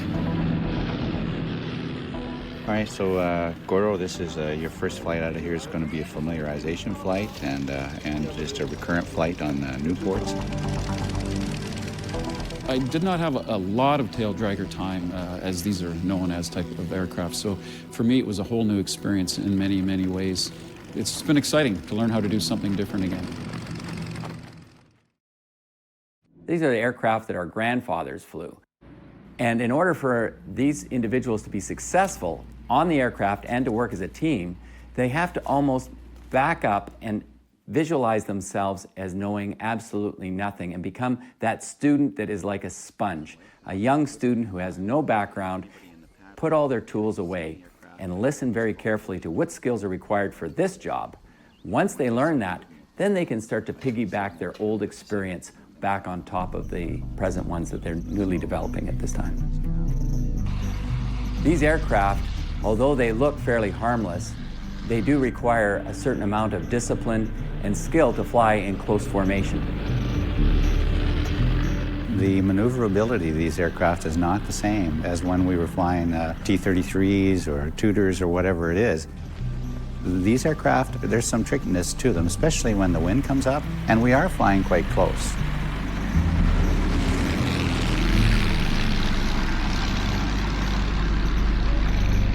I had the privilege of flying the first flight over Vimy Ridge, and I'm glad I did it solo, because when you've been involved in something for so many years, and all of a sudden, it's right there. I have to admit my goggles did steam up a little bit as I went by. You fly by Vimy Ridge, and you fly by the graveyards, and you can feel all of the brave Canadian men that have lost their lives and paid the ultimate price. I had tears in my eyes going over for the first time. I've seen Vimy from the ground and the cemeteries, but to see them from the air, I mean, it was a whole generation lost, and they really gave a lot. Every single one of our guys has come back off that first flight and just been totally carried away by what's just gone on emotionally. You can tell they're very, very affected emotionally by it, including myself. Yeah, I don't see this as an air show in any way. I see this as the chance to connect with my roots as a military officer. This was the very first fighter pilots that ever existed. So to be able to share the skies with where they once flew, it's mind-boggling for me. Yeah, I look down and I see, you know, when you fly over Vimy Ridge, you can still see the pockmarks where the artillery was, and you can still see some of the preserved trenches. And despite having been educated about the subject, I still have a hard time just imagining how it could have been back then.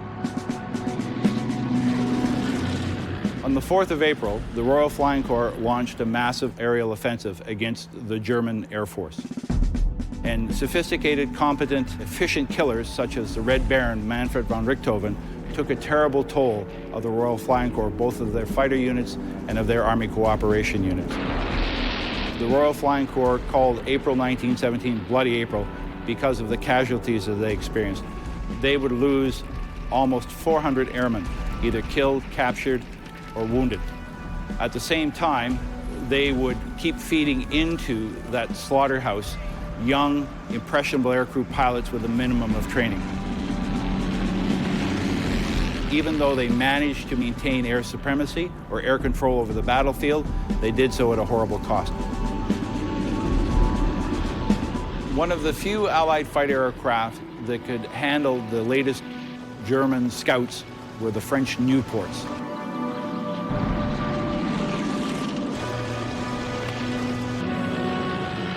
The Nieuport is a dynamic little machine. It was originally built before World War I. Air events would have pylon racing, and the Nieuport manufacturers were looking for something that they could race around the pylons faster than the competitors. The Nieuport in World War I was recognized as being an agile little machine, and it could work very well. The French Nieuports were a versatile, lightweight, nimble fighter, but they were undergunned.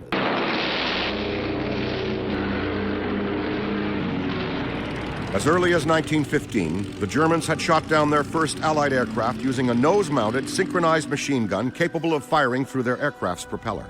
In contrast, the British were struggling to develop their own synchronized machine gun, and the wing-mounted Lewis remained the weapon of choice for Nieuports. The gun would be on a mount that would actually allow the gun to be pulled down to the pilot. Then the pilot would have to release the magazine, grab another one, stick it on, and arm the gun, cock it, and send it back up on top of the wing. So all that while flying. For one soon-to-be famous Canadian aviator, the limitations of the Lewis machine gun did not appear to affect the number of victories he would accumulate. William Avery Billy Bishop claimed his first victory in the skies over Vimy on March 25, 1917, and would eventually become the war's third greatest ace, with 72 victories. Billy Bishop was serving in number 60 Squadron, Royal Flying Corps, during the Battle of Vimy Ridge. He came into his own during this time period as a hunter.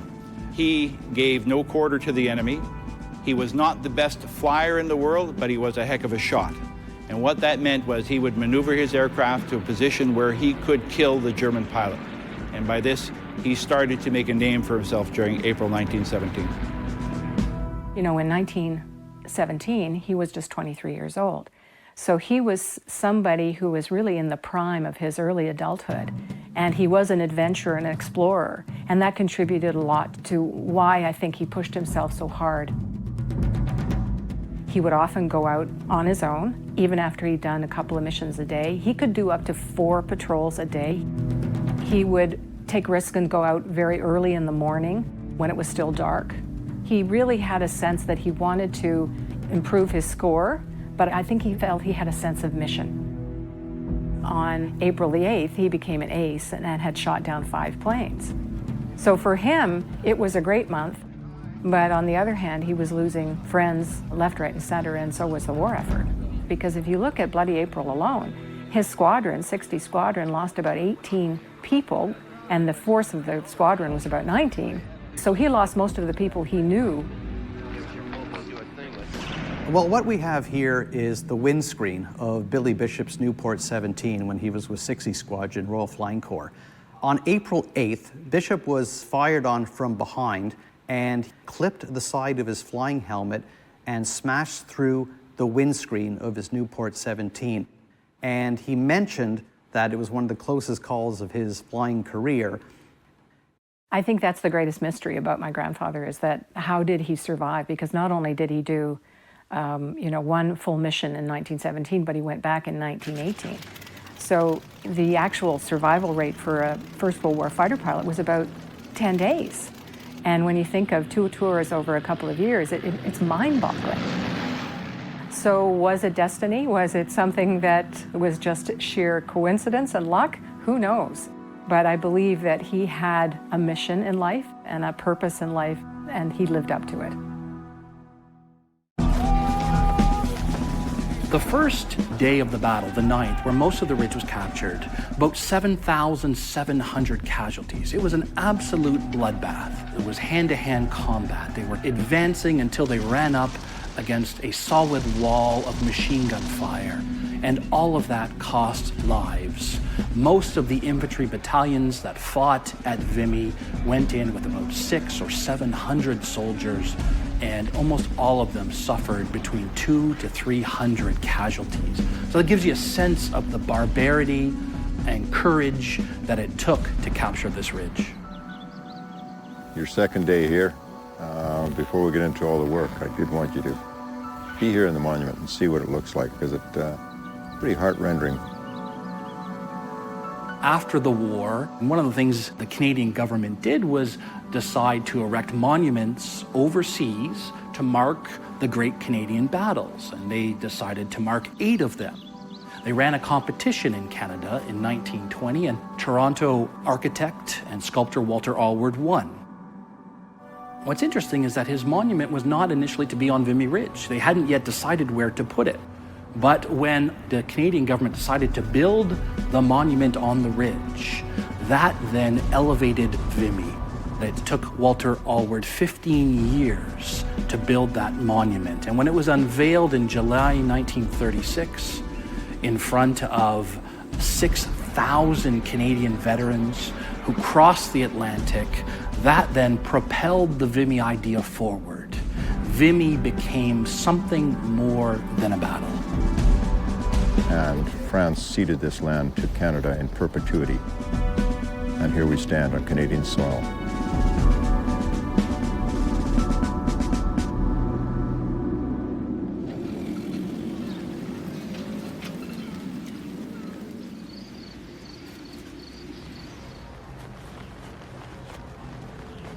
Early morning walks, that's the most spiritual time for me. It's the most evocative, and the landscape is beautiful. The sun is just coming up.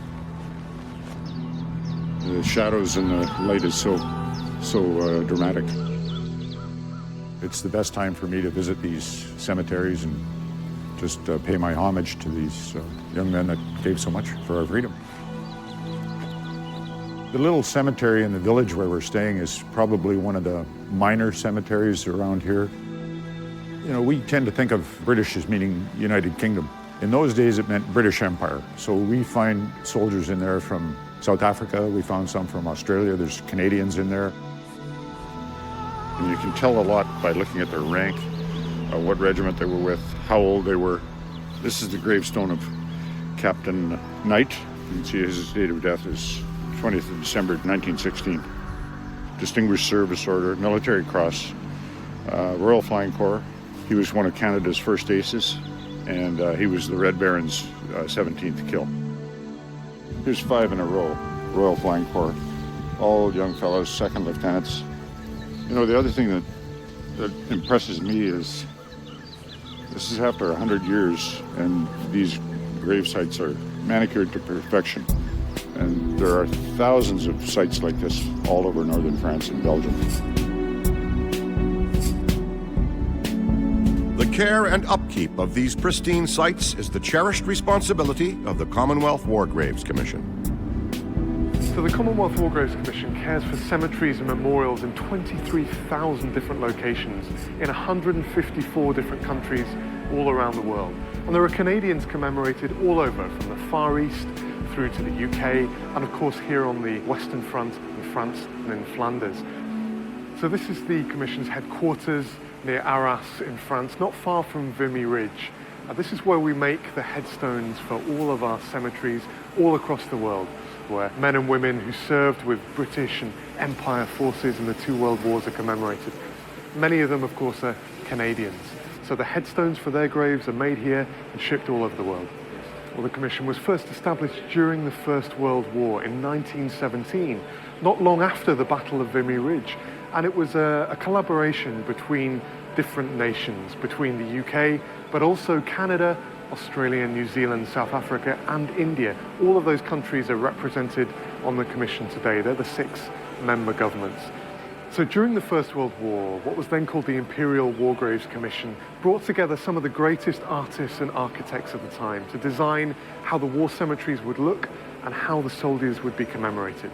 They came up with the idea of having the same headstone for all of those who'd served, regardless of their rank. On each headstone you'll see a regimental symbol and the name of the soldier. So for every Canadian soldier, that means a maple leaf inscribed on that gravestone. Originally that would have been carved by hand. Would have been a hugely laborious task, a really skillful task for the stonemasons at the time. But of course now we use machines to inscribe the headstones. It's much quicker. And we produce thousands of headstones here in Arras every year. Our motto, which was invented in the First World War, is "Their name liveth forevermore." That was the phrase that the great poet Rudyard Kipling came up with. The idea from the First World War was that soldiers who had fought together, served together and died together should remain together where they fell. That was the decision that was taken at the time. And it was a difficult one for families. It wasn't without controversy. Many of the families wanted to bring their loved ones home, but I think there was a general feeling that this was the right thing to do, that this is what the soldiers would have wanted themselves. And what it means is that the Commonwealth War Graves Commission cemeteries are almost a map of where the fighting took place. And today those places are an incredibly powerful reminder of all of those who served and fell fighting for Britain, but also for the Commonwealth in the 2 world wars. The ground beneath Vimy provided more than just a final resting spot for the war dead. Lying deep below its surface is a haunting, subterranean world that served many military purposes. Well, we've obviously had a lot of experience up in the air, and now we're going to go below the surface and see what the soldiers were experiencing in the tunnels below.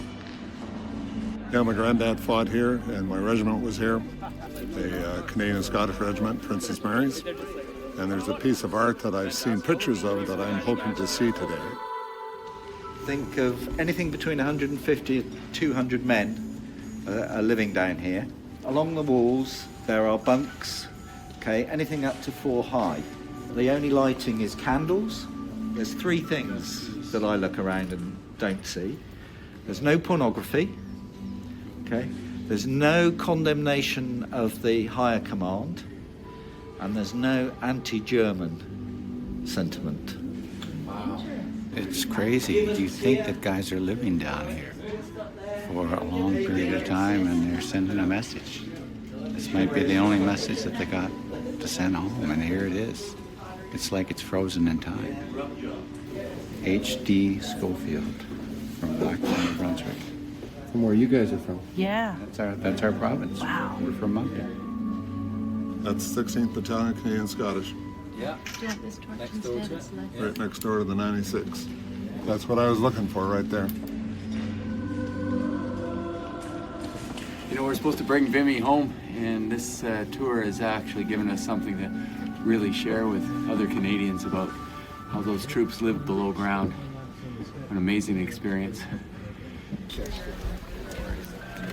This was really stirring for me because it brought it home for me walking down there. I found carved into the walls a regiment from my hometown in Saskatchewan, and it brought tears to my eyes once again, these poor boys waiting to go into battle. I mean, the bravest men of the First World War were the ones in the trenches. You know, they go to bed in a mud hole, and we aviators go to bed in a reasonable bunkhouse. Humbling. That was incredible. I was in hallowed ground for my regiment.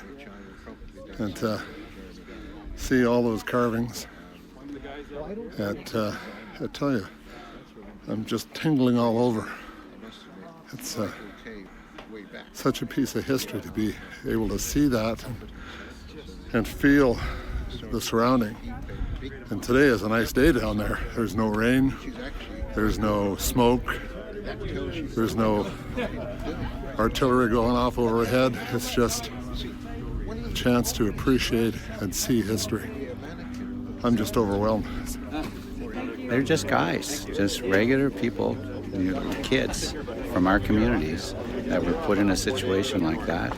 And they left their mark down there, and they left their mark for Canada.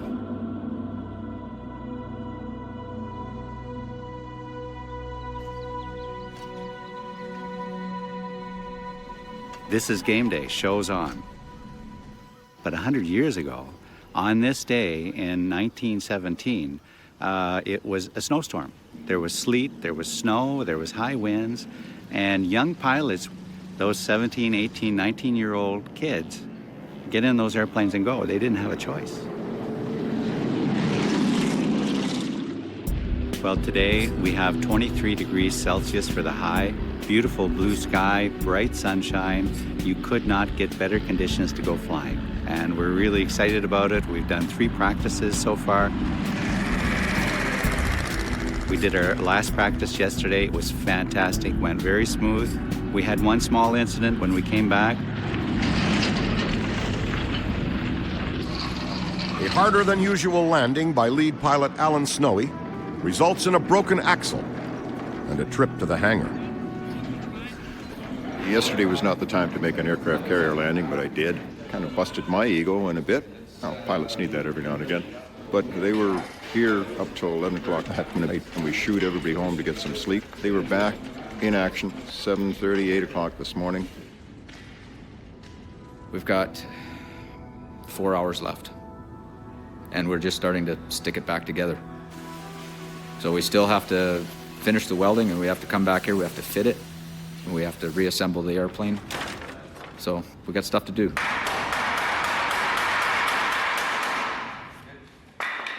It goes almost back to the First World War. The intensity of the action was so great that you flew, you came home, you went to bed, you get up, you flew. And it was the late night and the overnight workings of the ground crew. They are the unsung heroes in a lot of ways of World War I squadrons. They'd work through the night. They'd make sure the aircraft was ready for the next day because that was their pilot. And the fitter and the rigger of each aircraft wanted to make sure that their pilot came home again that next night.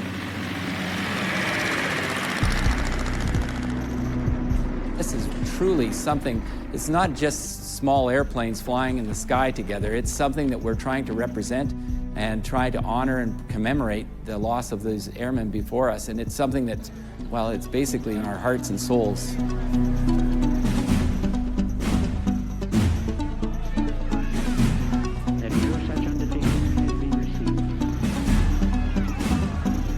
With numerous high-profile international dignitaries at the commemoration ceremonies, and with so many visitors from France, Canada, and Britain attending, security is heightened on the ground and in the air. It is the responsibility of the French Air Force to provide an escort for Vimy flight and safeguard the skies overhead. We are here to intercept any aircraft would be interfere with your flight this afternoon. And this is the 11th hour. 4 to 2, we brief in 55 minutes.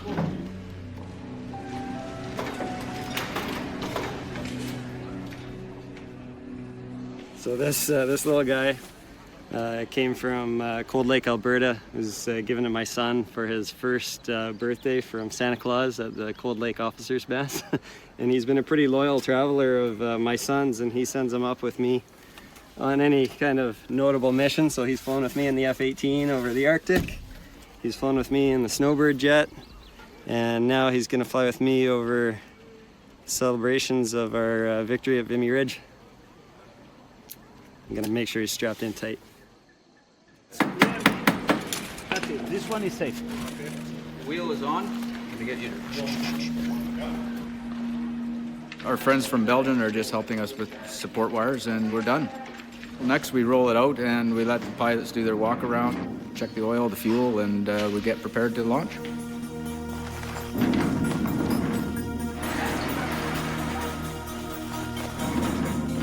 So we'll do a taxi test now, confirm everything.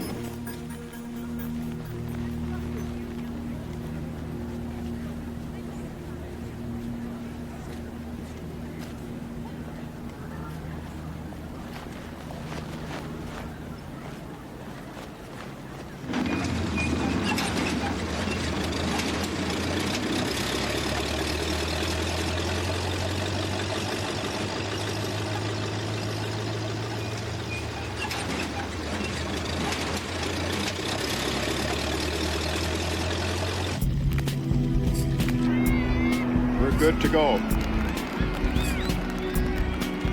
Welcome, Vimy Flight.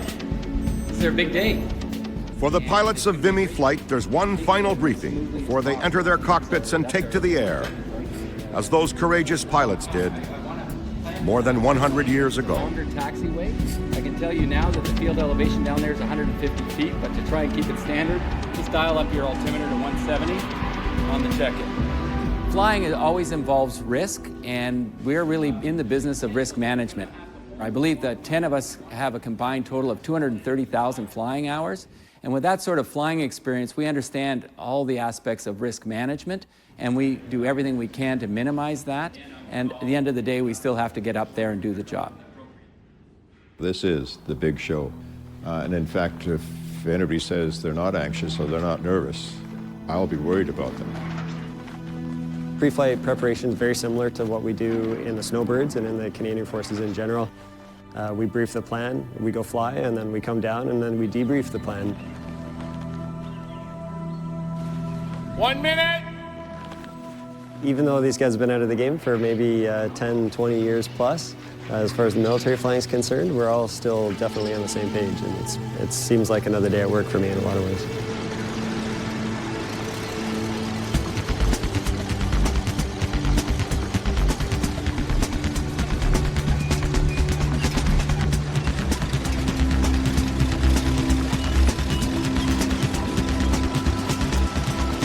This is, in a way, the culmination of a great career that I've had. It's the most interesting project I've ever done, and it will be one of the crowning pieces in my career.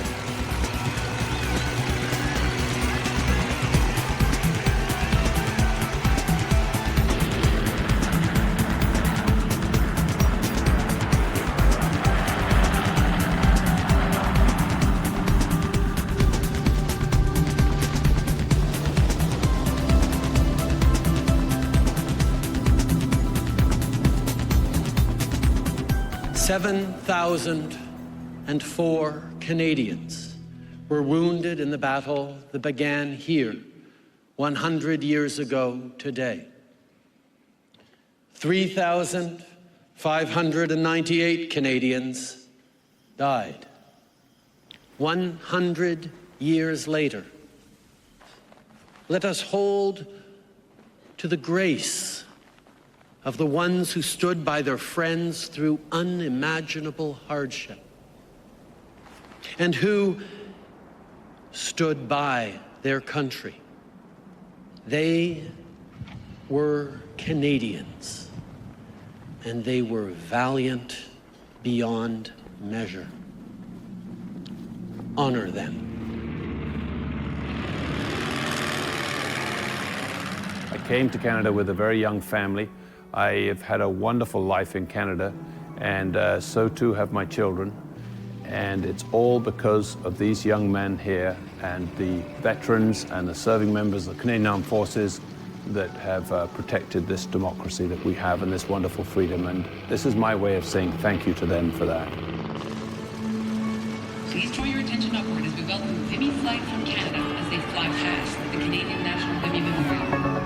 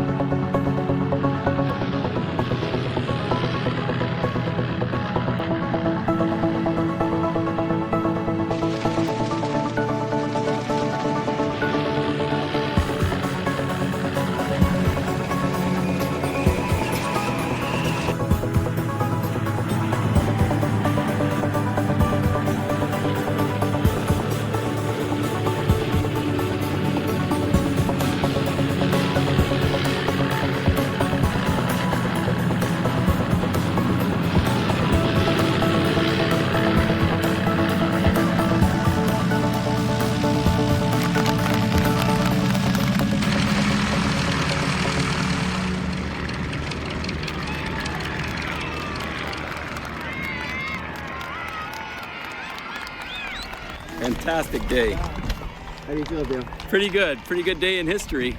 We're really proud to be Canadians today. It was amazing to look down and see the thousands and thousands of red and white jackets and shirts. Yeah, it was a real pleasure to be up there today. How are you doing, my man? Good, how are you? Excellent. Fantastic. That was great. Man, it Yeah. just feels really good. Hey, Larry. Nice job, Lead. Thank you very much. Nice job. It's a real pleasure working with you guys. Yeah, it was perfect. A lot of patriotic, red-shirted Canadians out there today. It was awesome. Yeah, you can't get a better day for flying than that, and no better reason to go flying for sure. I hope Canada gains from this. This is our year to wave the flag high and mighty. And what you're seeing here in France now is a dream come true for all of us. Hang it on. How'd it feel? Fantastic. Best flight of my life. Don't know what else to say. It's emotional, man. It's a very, very emotional moment. We just had a wonderful flight. The air was smooth as glass. Everything was set up for us to win. And we did.